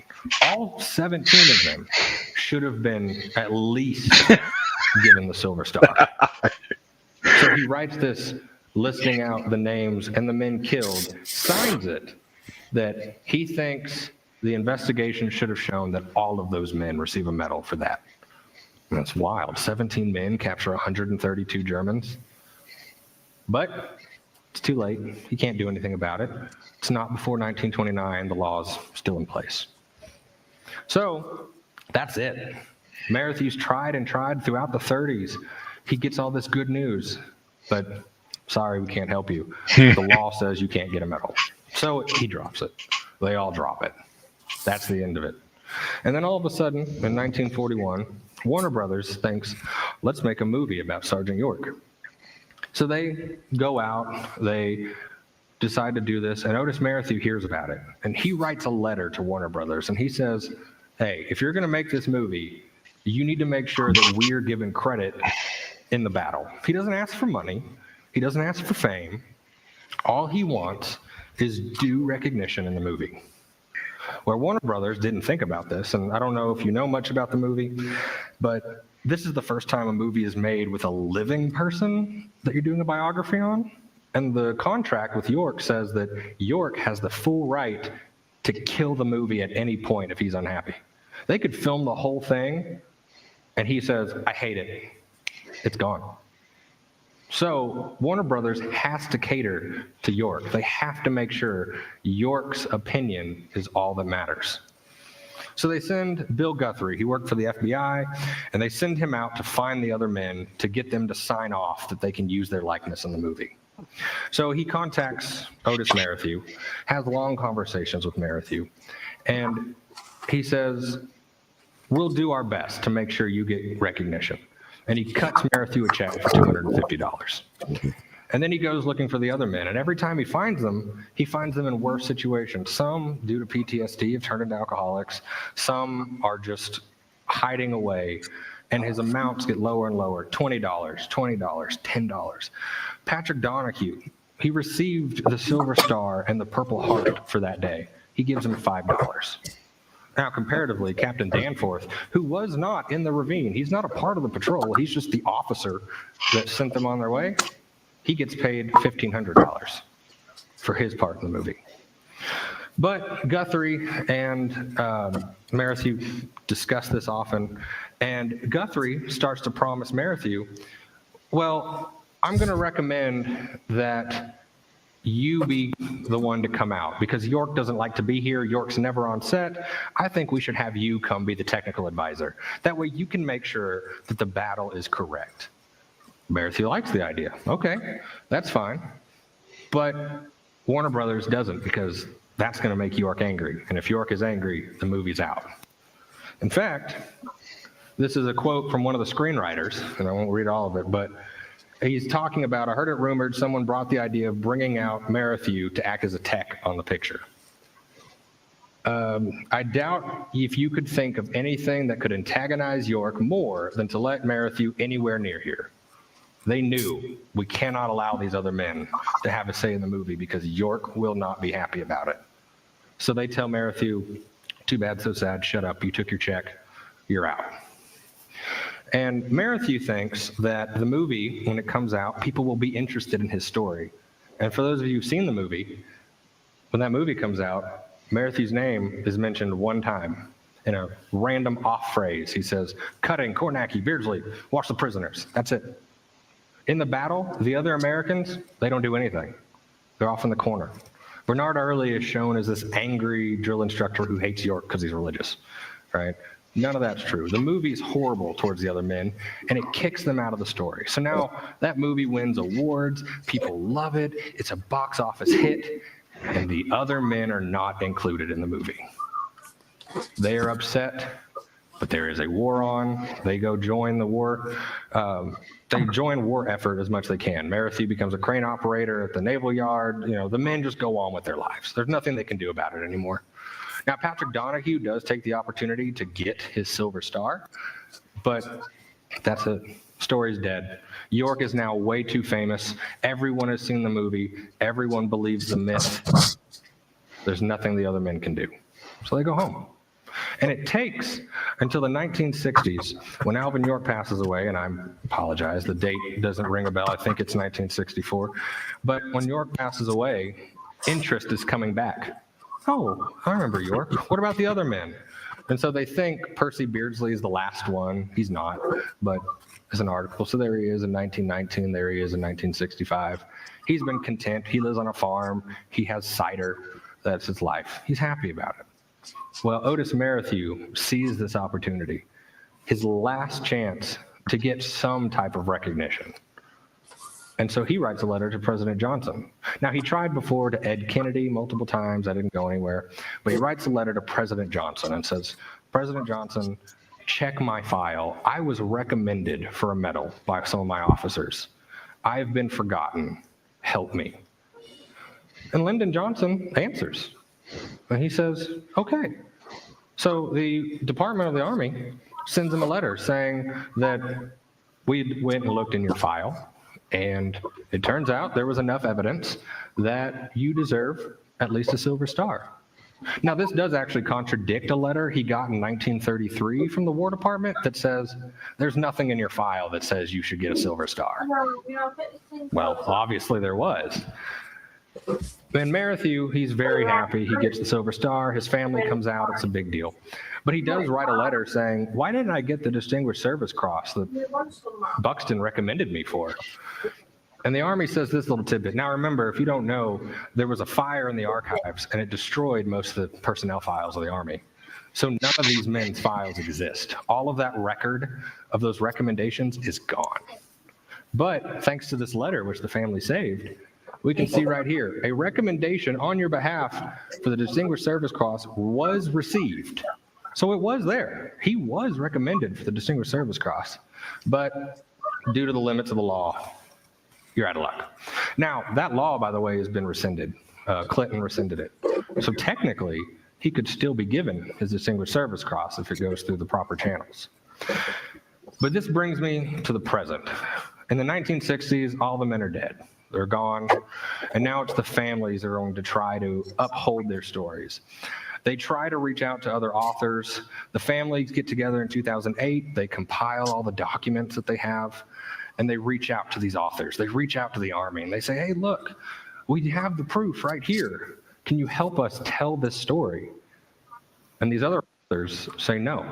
They throw it out. They don't listen. And in fact, this is a photo I took.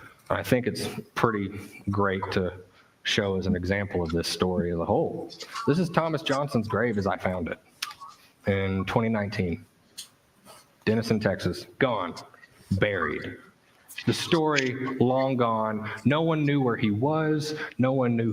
That reminds me really quick. That is when James and I started talking more in depth. Because I knew a person that he's about to talk about, and he ran this page and whatever on Facebook, and James had posted this and said, this is the condition on the left of one of the other 16's gravestone in Texas. and we're trying to raise a few bucks to get it to where it looks like right now on the right. Any help would be appreciated. And I was like, all right, here's a couple $100. And then James was like, yeah, you didn't have to do that, but like, yeah. So that's when we really started talking a lot.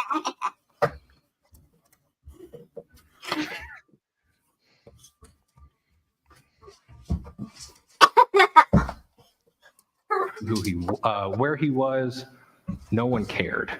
So thanks to some contributions of other people, we paid to have the story brought back. We paid to have Thomas Johnson and his brother. His brother was beside him and equally just as bad of a headstone. And they were fixed. And now they can be properly identified. And it takes a lot of people to do that, which is one thing I wanted to make sure I mention here, is that this isn't a single story.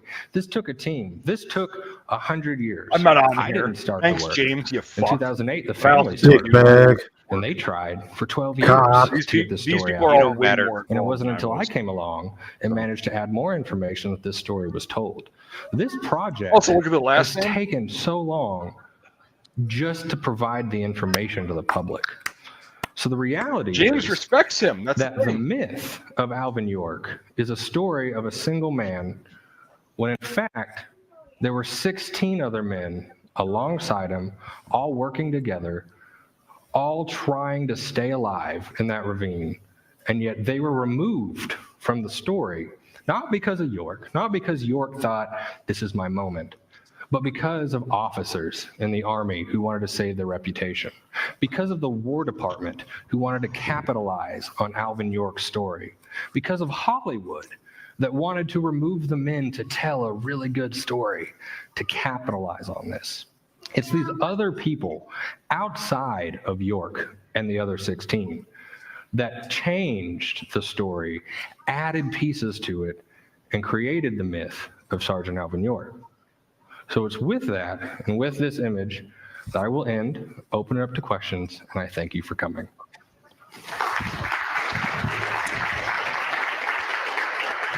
Thank you. And if you have your cards, we have a museum educator who will be coming around to take those. And I will be, if you are joining us online, I will be taking your questions off of YouTube Live. Our first question is going to come from right here in the auditorium, though. James, could you speak to the potential motivation that York might have had to maintain alive? I've thought about that a lot, and I've thought about why York did it. And I think the easiest answer is to say he's in a hard situation. The officers in charge of him are the ones pushing this. He's not going to go against his direct officer. I mean, he's in the Army. He's not going to speak out. So he's told, this is what we're going to do.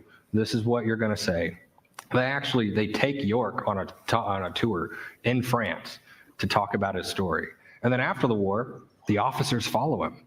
And now he's already too deep into the story. He can't get out. He can't say, oh, by the way, I'm just kidding. That didn't happen, right? I think he dug himself too deep because of the outside forces pushing him into that hole. He couldn't get out. And so I think it has to do with outside pressure forcing him to. And once he hits that point, he used his fame for good. I mean, he opened a school. He opened a Bible school. He pushed for literacy in his community. But I don't think it's his fault. I think it's the fault of the others who are pressuring him into it. There you go. How were you motivated to get into something that feels like World War I history CSI? Well, to be honest, most of my work is actually on the Marine Corps in the 2nd Division, so this was completely outside my wheelhouse. But a friend of mine, a historian named Stephen Gerard, called me one day and said, hey, here's a video, and it was a video of the family. By the way, he watches my shit once in a while and comments. Good guy, very fucking poignant fucking dude. But I think the rest of the questions and shit, like he just answers them like whatever, he can still answer them. But like that one, I wanted to get out of like, he is not vilifying Alvin York at all. He never once tried to do that.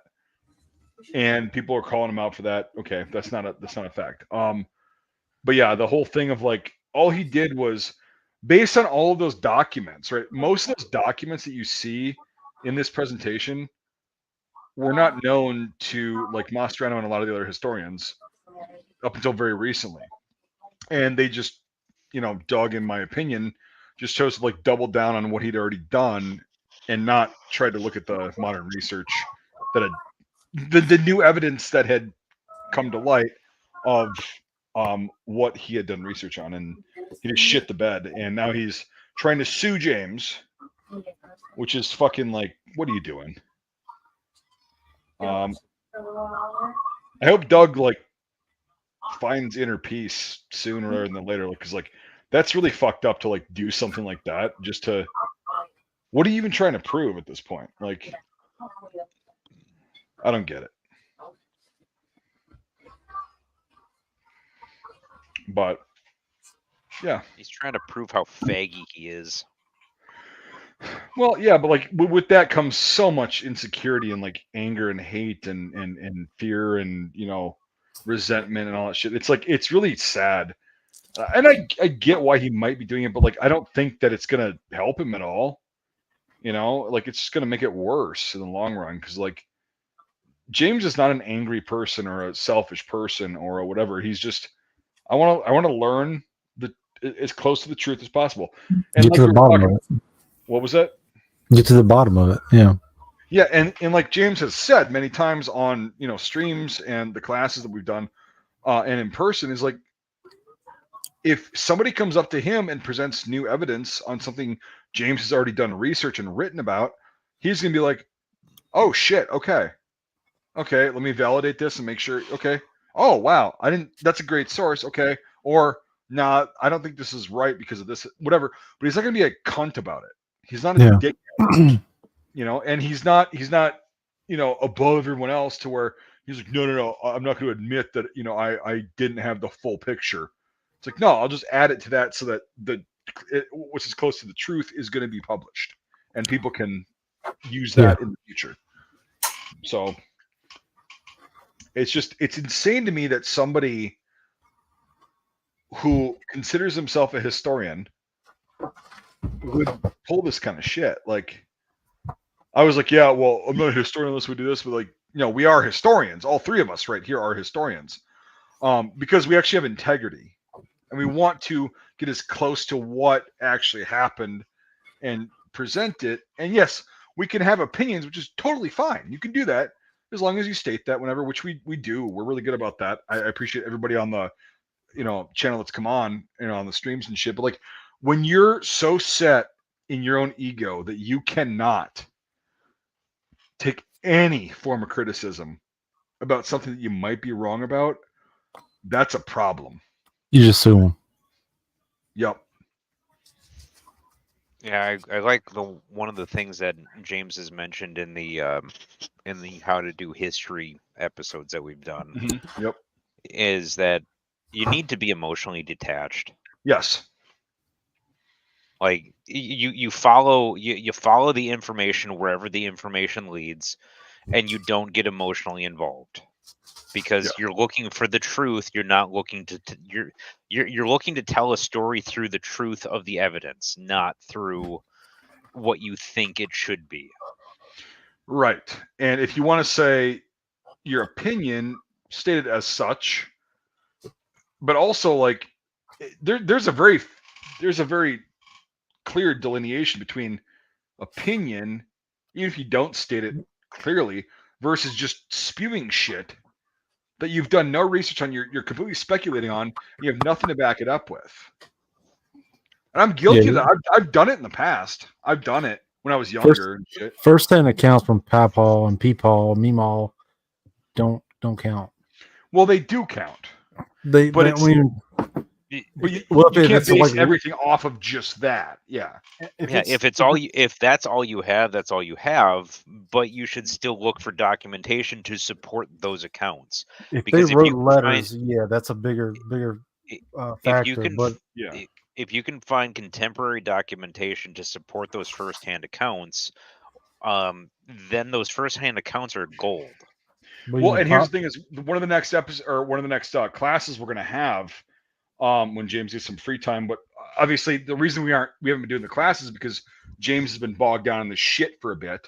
But one of the next classes, it's going to take probably a few hours to go through sources.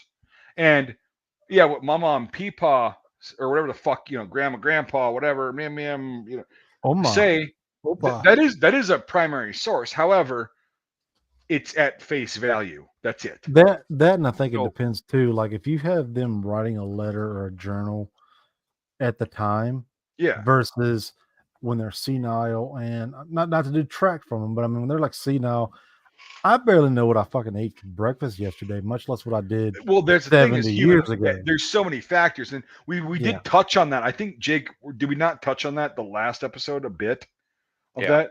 Yeah, Trey. Because I asked should- about it. Yeah, exactly. And we should try to Trey. It'd be cool for you to be on. Because James is able to explain things like how to quote unquote do history, which is what the Yeah. classes are called. He's able to explain it in a lot better way than I could ever do it. And it's really cool. Like even though we're all historians, we're always trying to be better and more accurate. And So yeah, go ahead. no, that's all I was gonna say. I think for this. Oh, so yeah. I was watching the Unauthorized History of the Pacific War podcast this week on Tuesday, and they did an episode on the fighter aces of the Pacific theater of World War II, and specifically the race to become the ace of aces. And Yeah. we all know that Dick Bong was the ace of aces. So they said, okay, nobody's going to challenge that record. We're talking about the guys who were trying to be Dick Bong. The guys that were in Sure. theater Yeah. who were racing Dick Bong to become the ace of aces. And in one of the cases, they talked about three pilots specifically, and in one of the cases, nobody knew. So there was four pilots who went on this mission. There was two majors and two lieutenants, Army officers. Well, 50% of that flight never made it home. The two majors that were on that flight never made it home. One of them crashed in the jungle. The one that they wanted that they were talking about crashed in the jungle at the very beginning of the engagement.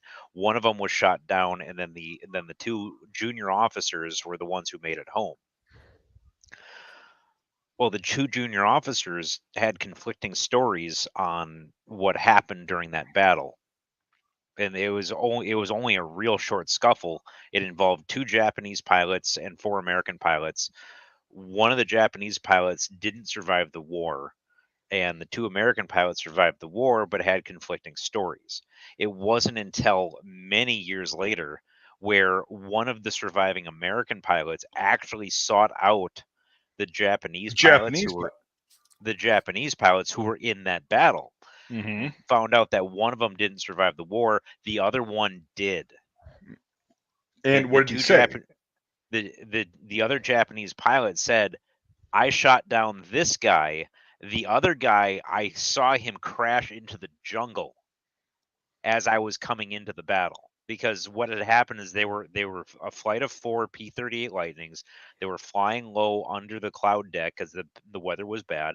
They got jumped by one Japanese pilot who they were able to chase off. And the other Japanese pilot came in as the first Japanese pilot was leaving and said, yeah, I saw the wreckage of the first plane in the jungle as I was coming in. I shot down the other guy, and then you and the other P-38, bugged out of there once you realize that, we were down 50%. You were down 50% of your force. You guys bugged out of there, and I went home. So the guy that was challenging Dick Bong for the ace record, what had happened. And they didn't know this until after they talked to the Japanese pilot who survived, and they were lucky they were able to find him. Yeah, for So sure. what had happened is this I don't even remember his name off the top of my head, but this major P-38 pilot, multiple ace, like he had 20 plus kills by this point in the war. So the P-38 was a very complex aircraft to fly, and it took time to convert it from cruise to dogfight, to reconfigure it from cruising flight to dogfight. And so when they got jumped, they were below the cloud deck, they were over the land, so they already had a reduced ground level. And this guy, he still had his drop tanks on. His flaps were still in cruising configuration. His engines were still set up for cruising mixture, not for dogfighting and combat mixture. I'm talking fuel mixture. The plane was just not set up for combat flying at all. Okay, so what happened? And he was his mentality as a combat leader was, I have to protect my men at all costs. So he started banking and trying to turn to fight these this Japanese airplane that came in. He still had an extra 1,000 pounds of fuel on board because he didn't punch his drop tanks. And his plane wasn't configured, so he just ended up, the first turn that he made to try to turn after this Japanese aircraft, he just ended up augering into the jungle. So it was just fucking yeah. So and things like that happen all the fucking time. Yeah, but there was no way that they knew that. And the two surviving pilots, they had conflicting stories because they saw different things on the day. And on top of that, they're two fresh lieutenants, and they're coming home to base missing two majors. Right, but they saw the same thing from very different angles. And yeah, the eyewitness accounts are never really. But it's very rare that you find that. Yeah. Yep, but they couldn't figure out. No, it wasn't Dick Bong. Virginia, it wasn't Dick Bong. We're talking about the people, the person that they were trying to. Yes. But the point of all this is they couldn't jive the stories until they were able to find that Japanese pilot. Right. Well, that's the thing, is a lot of times that happens just in everyday life as well. Like people see something, or they think they see something, and that's what they saw. And yeah, I mean, okay, we saw his plane go down. Okay, yeah, that's true. How did it get shot down? How did it go down? I don't know. I saw it go down. Yeah. You know, and that's it. Like I didn't shoot him down. And yeah, you know, it's like. But the other two American pilots didn't know what happened to him at all because they didn't see him go down. Right. It was just like, and they're not on radio comms and they're fought. Yeah, it's like. And so after talking to the Japanese pilot, the American pilot, because I think this was in the 1960s when he actually went and sought out this Japanese pilot. But the American pilot who sought out the Japanese pilot, after he found out that, he went down, he just crashed into the jungle. Yeah. He actually figured out a way to get over there and go tromping through the jungle and actually found the wreckage. And was able to prove. Then they figured out that it wasn't on dogfight, it was on cruise, and all the shit was Yep. Huh. They were able, and he was able to piece everything together. This is a pretty good one too. I just recently finished this. It's kind of sickening to read. It's very harsh. Graphic. Yeah. Very graphic. Yes. Very graphic.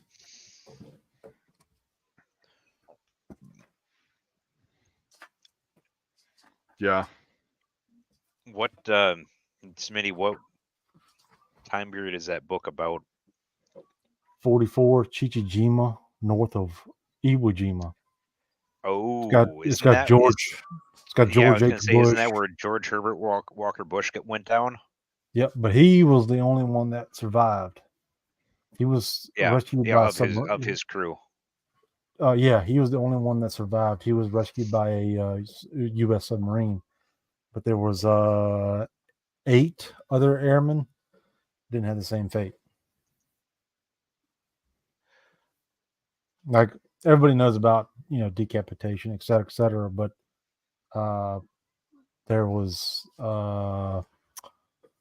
cannibalism involved, and not for the lack forced not- self-cannibalism. That's the problem.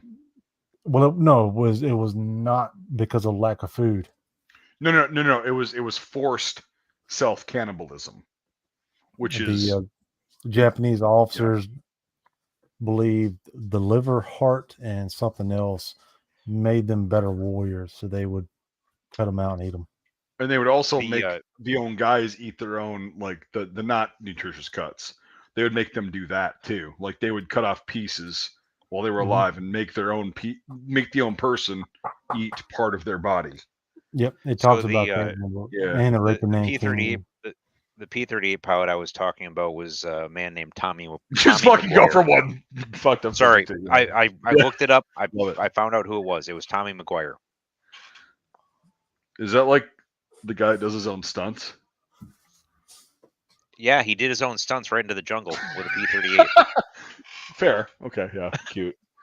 But yeah. But yeah, it's I mean, yeah, it's just there's a lot of fucked up things that have happened in the world and that are happening, and Oh yeah, front towards enemy. Yeah, I learned that about Charles Lindbergh, and I'm like, holy fuck, that guy was not kosher. And this is before the Lindbergh baby thing.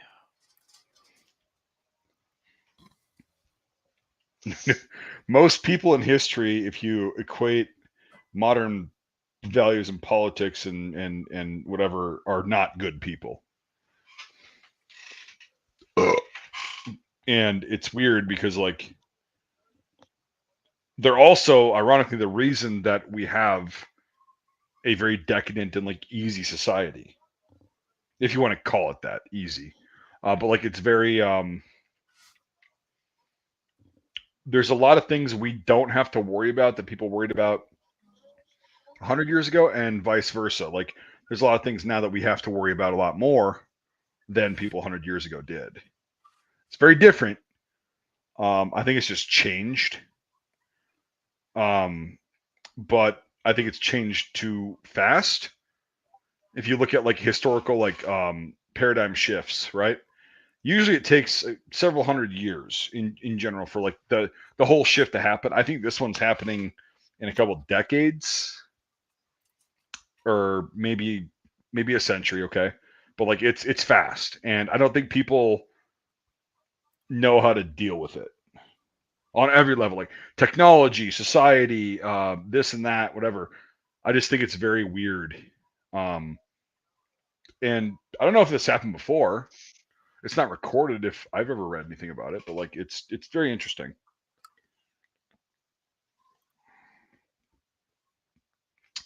Making it through the winter is a classic shift. Nah. Jake and I do it every year. Do we though? Do we? Barely. Barely. Well, we do. We're still fucking here. But yeah, I mean, winter. My wife was like, she was down in down south visiting some friends recently, like last week, and My her wife friends doesn't have need friends. her what? My wife doesn't need friends. I'm the only friend she needs. Oh, that's creepy. But so she was down there, and one of the friends of her friends was like talking about how he was going to move to Colorado and Alaska and whatever, just like pie in the sky kind of adventurous shit. And my wife just goes, "Have you ever actually been through a winter, like a northern winter?" He's like, "No, but I can handle it. I'll handle it." And I was like, okay, all right, okay. You grew up in Georgia, good for you. You know what cold is? It drops down to 30 degrees. Like You literally for 3 cannot go weeks. outside or you're fucked.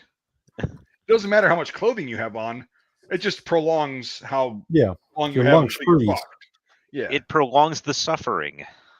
and you're still fucked. And like, yeah, but okay, good for hey. I wish you well. I wish you well. The one meme that I see every year that I identify way too much with it. Why do I live someplace where the air hurts my face? Yeah, I saw that many years ago, and I'm like, that's what the one thing that I tell people from down south. I'm like, we live in a place where in the winter, the air when you walk outside immediately hurts your face. They're like, yeah, I think I've been having cold before. I'm like, okay, I get it, but that's chilly. Like we're talking actual pain. No, like pain, and then when you breathe, you go, your body literally rejects the air because it's like my Too lungs cold. are going to be Freezing. damaged here. Yeah, Yeah. and we just go, well, there's only 3 feet on the ground. I can just shovel this path to my vehicle to go get food. Like, Well, Right. here's the thing though: is you and I know this, Mike. If it's snowing, it's warm. well, no, not necessarily. If it's snowing, it's warm because it is possible for it to be too cold to snow. But we've also there's a lot of times where it is -30. The wind is whipping. Yeah, That's like not snowing though. That's blowing. that's a blizzard, but an actual blizzard, not just a snowstorm. But no, if the snow is actually falling from the clouds, if it's actually accumulating, that means it's warm because it can be too cold to snow. Hmm. The atmosphere can get cold enough that snow will not fall. Right, just it's like powder, but like yeah, it's still snow. It's just way shittier. It's because snow is like I would say okay, snow is when it's between 0 and 20 degrees, right? Yes. That's snow where it's like it's coming down. Okay, it might be a little bit windy, 5-10 miles an hour. Okay, that's fine. However, when it's 30 below as your high for the day, and it's snowing, too cold to snow. but it does do it. But it's not. It's like ice. It's like it hits your Yeah, face, and it's like pain. But it's not actually precipitating from the clouds because it's actually too cold for it to precipitate. At 30 whatever below? the fuck that was, I've been working. Well, okay, 10, 20 below. All right, give me that for fuck. I've worked out in it. The problem is like I've worked out in it, like when I was an electrician, and it was 20, 30 below, and it was like it feels like ice hitting you in the Yeah. face, and it wasn't just shit from the ground because I was 60 or not 60, 35 feet up in a bucket.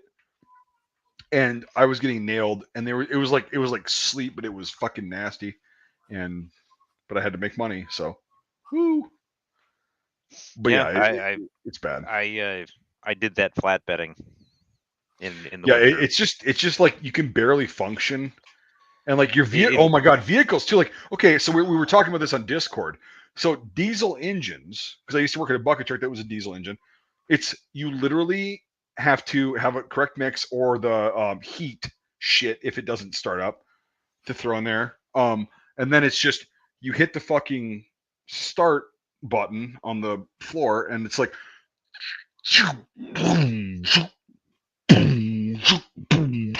it's like, oh, this is not gonna fucking happen. And with a heating block in there the whole night, right? Which doesn't do much when it's windy because it just blows all the heat out of the fucking block, right? Yep. And then it's like, and it will not fucking start. And you just sit there, and then the battery dies because it's also cold. And then you're like, fuck, how do I start this goddamn thing? It's actually better to leave them running overnight. Yeah, exactly. But if you're not, if you have to start it from cold, it's like almost impossible. And that's something that people do not experience down south. I don't give a fuck how cold you say it gets down south. Not you, Trey. But like they don't even get winterized diesel south of the Mason-Dixon correct. line. And if you don't use winterized diesel, you get the gel that you were showing on Discord. Now, my brother does have a F-150 that it's from Canada, so it's got all these like fucked up, like the headlights are different, the starter's different because it was from Canada. Yep, and it's got an Arctic kit.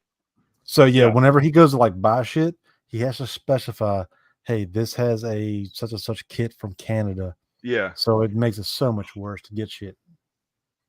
Like he bought a secondhand, not knowing that it was a Canadian factory made vehicle, and Yeah. everything's a pain. Yeah, there's no underestimating the value of an engine block heater up here. But Even when it's on a windy, it heater- doesn't fucking it But even on a modern fuel injected car, having an engine block heater is a godsend, especially if you have to park your yeah. car outside. it's better than nothing, but if it's in the wind, it's on a hope and a prayer if it's going to start. Yeah. To be honest, like Well, It's- it- I gotta jump, gentlemen. So I'll see y'all another you're night. gonna jump with your little fucking I Yeah, think I I'm agree gonna with go you. past. you fucking cavalry braid on your fucking overseas cap. Yeah. Wrong. It's military police. You can go fuck yourself. How is it Well, military? What MPs Oh, are is all it fags black and anyway, so yellow? it doesn't matter. it's black and yellow, right? Or Green and yellow. green? Oh, even worse. God damn. Military police are all fags anyway, so it doesn't matter. So you get fuck yourself. Believe me, trust me. They're great guys, wonderful guys. I know about it. I was with them. They're great. They're wonderful. I know that's why you are having great. that's why you're having bowel issues today, is because your MP days are reminding you. Mommy's princesses never fail. Yeah, Wrong. because it all just Wrong. falls out. There's no Wrong. tension I left in have the great O-rings. big hands. Believe me. Believe me. Trust me. It's good. They're great. This guy, I don't know what he's talking. The- He keeps talking about his hands. I don't know what he's. Does he even know what he's talking about? I really don't think so. Well, hold on. The MPs are less faggy or more faggy than Navy. Less faggier. There you go. No, more faggy than Navy. Oh, There I you like go. the fuck out of that hat. There we Yep. go. Yeah. So you're a southpaw? Is that why you're fucking? It's pinned up on the left. So no, they're. Well, it won't work with the headset. So that's a common misconception with like the Patriot and shit. They never put them on forwards. They always cocked them. It was like a Okay, but I'd cock it so it wasn't like it's pinned on the left, right? On that one. well, yeah. It's got the button on the left, but I mean it's basically identical. Oh, gotcha. You were just wearing it really fucked up, man. So yeah, it's basically how it sets is You really shit the bed on that one. it's great. just cocked on one side. Okay, because I would not like that if I was trying to shoot and I had that fucking thing hitting the epaulet. I'd be like, Well, no, I mean the way if you're firing it, if you have your rifle, it's off to the left, so it's not really going to like if it's straight forward, it will hit it, but if it's cocked to the side, the rifle butt goes behind you in either direction. Oh, so if it's cocked at all. It sits pretty fucking high. Yeah, that's interesting. Yeah. So if it's straight, it will fuck with you, but if it's cocked left or right in any direction, it's fine. What the fuck was the point of it? Like, whatever. But anyway, I think it was more of a fashion thing. I think it wasn't. was too. Keeps the sweat out of your eyes. Yeah, But yeah. it produces 'Cause- more sweat in the fucking. But like, we'll have to do a little Friday night shite on like tricorns, bicorns, and like Civil War era headgear of like how. Yeah, I'll have to get my Wonderful. buddies online because, like I said, my buddy Yeah. Goober Grabber Headgear, he made this Yeah. for me. He makes Yeah, Civil War, Rev War, all kinds of stuff. He's So made his he own. makes the hardy hats, like you were saying. Yeah. Yeah, the same. I want to get a same hardy guy. hat yeah. from him. Yep, He I also actually- makes. He made his own M43 cap as well, German M43 cap. I actually asked him on Facebook a while back about pricing on a hardy hat. with the Yeah. cord and everything. Yeah. Yeah, with the Yeah. cord. Not cheap. No, they're cheap. not because they're. like I three think- or $400, Yeah. I think. Yep. They might be more. Might be cheaper than that because I think this was like $125. I don't know if I got a friend discount or not. What but- were you talking with the actual badge too? Like with the. Okay, the- so yeah. The Yeah. badge, the cord, and Yeah. they didn't have feathers, did it? No, they didn't have feathers. So yeah, that might Yeah, add up. But The I pogues think I had paid. feathers, but yeah, the infantry had the cord. Yeah. I think, But when also shipping, yeah, because Well, he no, the probably shipping's hand delivered it to negligible, you. but, like, it's about $300, like from what I've seen for a good hardy so hat, yeah, repro, maybe. with all the accoutrements, like for what we need. Yeah. So. Yeah. So yeah, Yeah, because Virginia is talking I- about he wants a Greg Starbuck.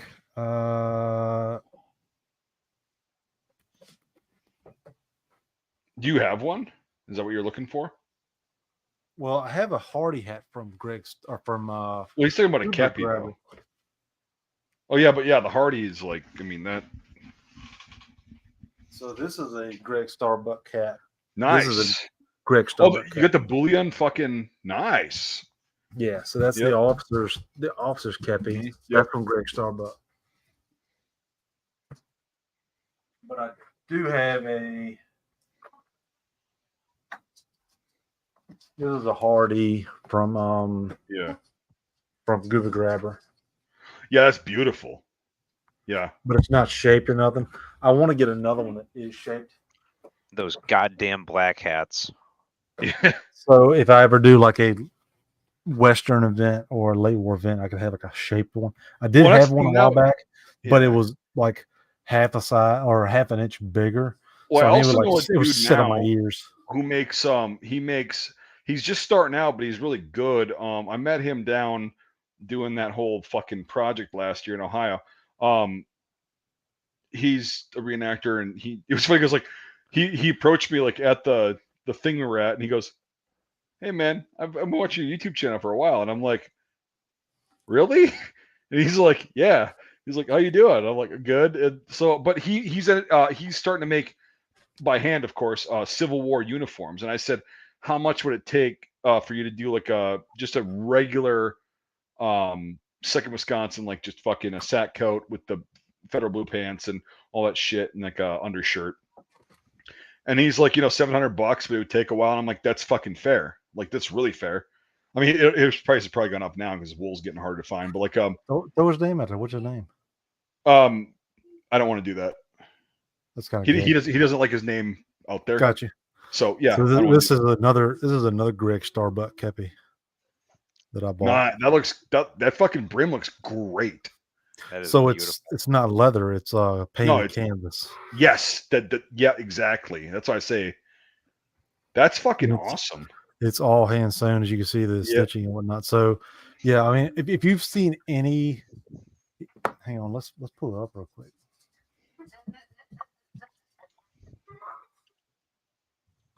Click. The only thing is, since he's so reputable, is everybody wants his shit, so he's swamped.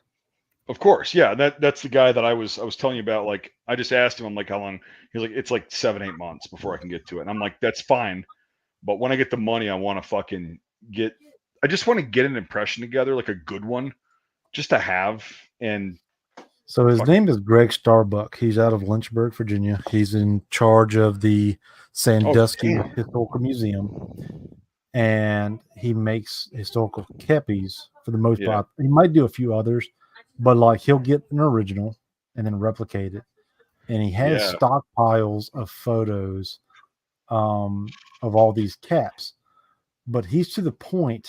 Let's see. So like for here, he makes caps for almost every major Oh, motion fuck. picture. that looks amazing. Yeah, he Those makes forage pictures. caps, man. Let's see. Yeah, so here, this was from the Yeah. movie Hostiles. It's fucking identical to the originals that I've seen. Yeah. That's fucking identical. He does an amazing work. But I mean, he's been doing it for 40 years roughly. Yeah. So Gettysburg, etc. Yeah, that's fucking. God, yeah, just the regular, just the gray and the khaki. All the fancy shit. Too. These look great. Yeah. Mm-hmm.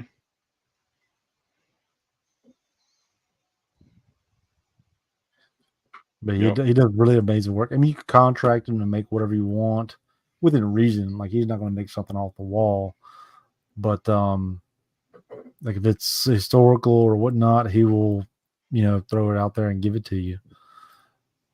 So there's the pinning and lining in the inside. Well, and the freaking really arrogant retard in me wants to just get a Hardy hat for Second Wisconsin, but like no, I don't think he messes with the Hardys or whatnot. no, but we have other sources for that. But like it's like these look phenomenal. So Yeah, this the is forge who I cap. would. Man, look at that. Yeah, fucking amazing. This is who I would recommend for the Okay, yeah. these type of hats. Because he does anything and everything. He does a little bit of Revelwar now. So this is the type of hat that I have. So you get a tricorn. Yeah. Okay. Yeah.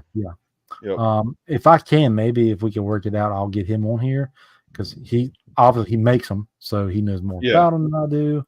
Well, I'd love So, to learn about the process. Yeah. Like, of course, like giving like trade secrets away, but like, I mean, because here's the thing: is like people are like, "Why is a hat $300 fucking dollars?" I'm like, there's so many hours and Yeah. there's such a process that goes into it. I don't think there's any really trade secrets, but I mean, he I think he'd be more than willing to tell you what goes into it, what's how the best part of going Well, about even it. the process, like most people hear it and they go, "Fuck that! I'm glad you do it." Like, Yeah, it's because so involved. Yeah. exactly. So I mean, Yeah. and that's what Fezes? Nice. that's what he tells to people at the events. He's like, "Oh, Go for $300 for a coat." And he's like, "I don't think you understand what all really goes into it." I mean, it's Well, that's the thing it's is like with my sewing recently, like just my basic bitch, like the pouches and shit, right?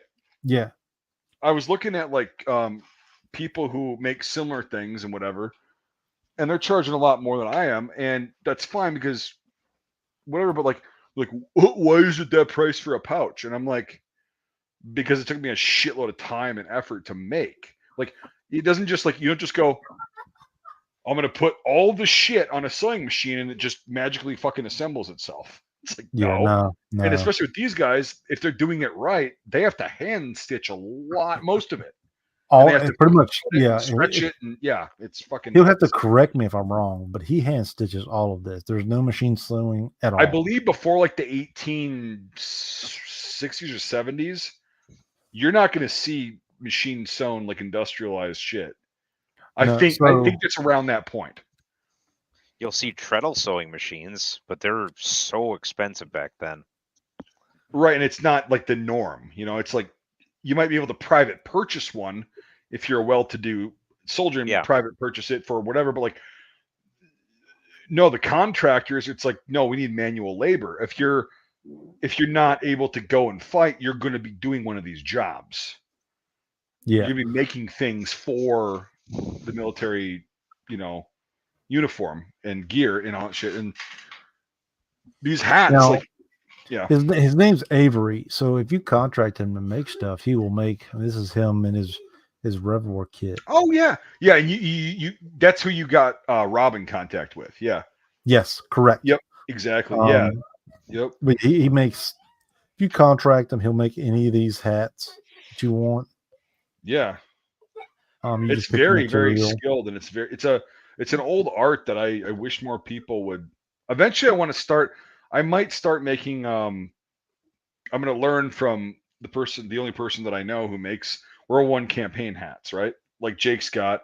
I've got one from a different guy that was way back when who made I think we had talked. Me and you had talked, and I think I mentioned to him about maybe progressing into World War I because no one's really making them at an affordable price, and he kind of was acceptable of it, but I'm not sure. This is the type that I was talking about. This is what I would like to do with my Hardy hat. So that's what it looks like originally. You can use that. You can use that through Span-Am. Yep. Yeah, that's the fucking That's right there. That's what y'all want. That we want the fancy ones at the fucking 2nd Wisconsin, the 5th Wisconsin, the 6th Wisconsin War, the dress hats in combat, the fucking retards. Thanks. These right here. That was probably some sergeant major's decision. Well, yeah, our unit, our units in Wisconsin have always been kind of. There you go. That would be more correct. Yeah. That right there. Yep. Those goddamn black hats. Yeah, and it's like I said, he contracts. Yep. Yeah. Yep. Mike, since you're doing all this camo sewing, have you ever considered doing boonie caps? Ooh. They're very time consuming and very hard to do without a production line. Well, here's another one he did. You like Desert Night Camo, yeah. So that hat right there probably took him about 9 hours. Probably not that long. No, even if he's good. Well, he hand stitched that shit. So yeah, it's about 9 hours, I would say. But if we want to have him on, I'll ask him, and if he says no, it was only 4. Still, it's only 4, but like you also have to, yeah. you have to have the know-how, but it's still a long fucking time. It's a lot of work for each piece. Boonie hats I would love to make. I'm trying to find his most controversial work, but he was like, "Hey, it had nothing to do with it. I was contracted to do it, so take it up with the person that contracted it, not me." Well, I mean, it was pretty comical in my opinion, but it's on here somewhere. Yeah, I'll probably. There's his M43 he did. Not like that. That was his first. That was his first attempt. Not bad. From scratch. Like he didn't have one in front of him to do. Right. Yeah. He was just trying to wing it. Yeah. And because he had the wool. He's like, I'm gonna try it, see what it looks like. Virginia reenactors asking about your special camouflage pattern, Mike. Woodland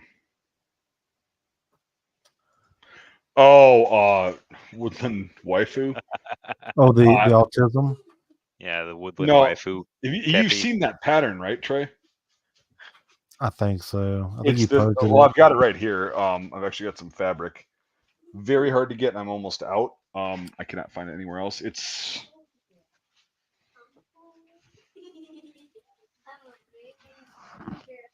shit. At least it's not like fucking waifu pillows. No, but I call it woodland waifu because it literally is. Yes. Yep. And people have bought the helmet covers, and oh shit, there's one guy that I have to still. If you're watching, I will get to that. I fucked up and I forgot about that. But yes. But yeah, it's like to make these things and make them well. It's people always bitch because we're so used to shit, like cheap, disgusting shit that looks like this on the outside, made in China. That's so cheap. Because they'll crank out 1,000 of one thing and they'll do a shitty job, and it's like whatever. It works, but it's like if you're doing a craftsman kind of thing, it's a little bit more involved and it requires some cool shit. But let me see if I can find a poster. And then I'm gonna take off too because I'm like fucking. I've been fading for a bit, but like then you brought up a Hardy hat, and I'm like, well, we gotta fucking talk about this again. Yeah, same here. Because someday I'm gonna probably just contract him and be like, all right, I want one of these. Well, I'm 7 months out. I don't give a fuck. Here's the money. I have it right now. Just fucking make it. Here's my. It's 23 and no, it's 23 and a half inches. It's okay. not. Yeah, so it's like basically like it's right between a 7 1/2 and a 7 5/8, right? But the price on the Lorenz infantry rifle went up. It's 1,800 now. I know. Yeah, it's 1,900. Well, yeah, it's 1,890. Almost 2,000. Okay. Yeah, I know. Trey and I were talking about it the other night, and I was like, I'm still gonna get one eventually, but fuck yeah, that's a nice rifle. Yeah, then you and I can learn proper drill, being all of our bullshit, and then fucking have bomb, all right, load, and then fucking see if we can hit the 400-yard target. Oh yeah, I know a guy that like 600-yard target over at Jeff's. Oh, that's what I was going to show y'all real quick. Yeah, Brendan, that cover will fit on a 1917 helmet. Yes, it will.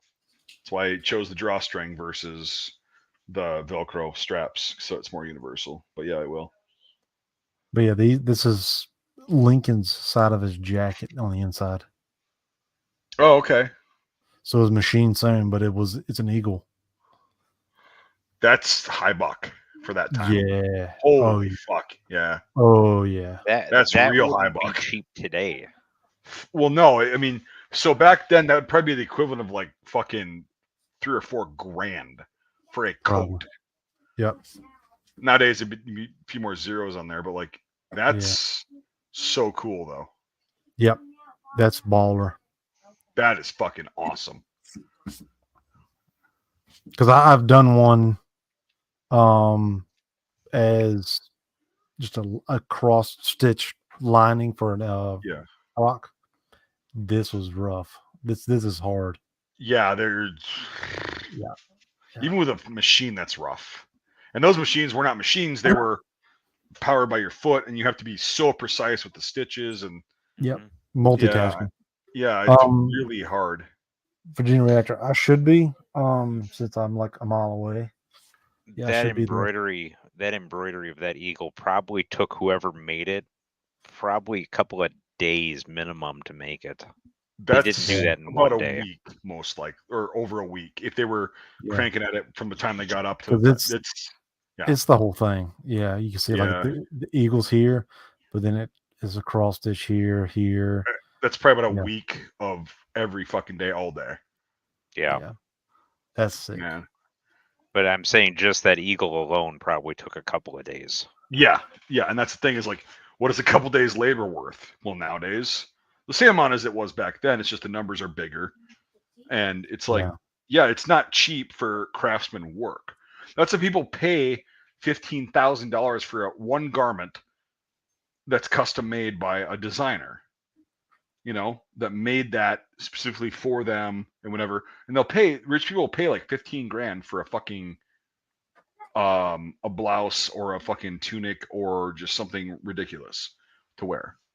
They'll pay that, and it's like, holy shit. But also it probably took the person who made it a long time to design it, get it out there, and actually put it together and have it fit. Yeah, it's a skill. So anywho, Yeah, Yep. I'm fading too. I've been Yep. up since 3 a.m. I'll see Yep. y'all. all right, later guys. Oh, let me end this bitch first. Oh, we need a code word. Keyword. Penis. Well, it's not penis. As much as you're thinking about phallic shit, it's not going to happen. Well, he thinks of phallic shit because he's an MP. What can you do? Don't disagree. What He's can a fag. How about craftsman? Would be the keyword. I like it. Craftsman. Also, still have a lifetime warranty, but Super luck with those. But craftsman will be the keyword if you're watching this ex post facto. And with that, fuck bye.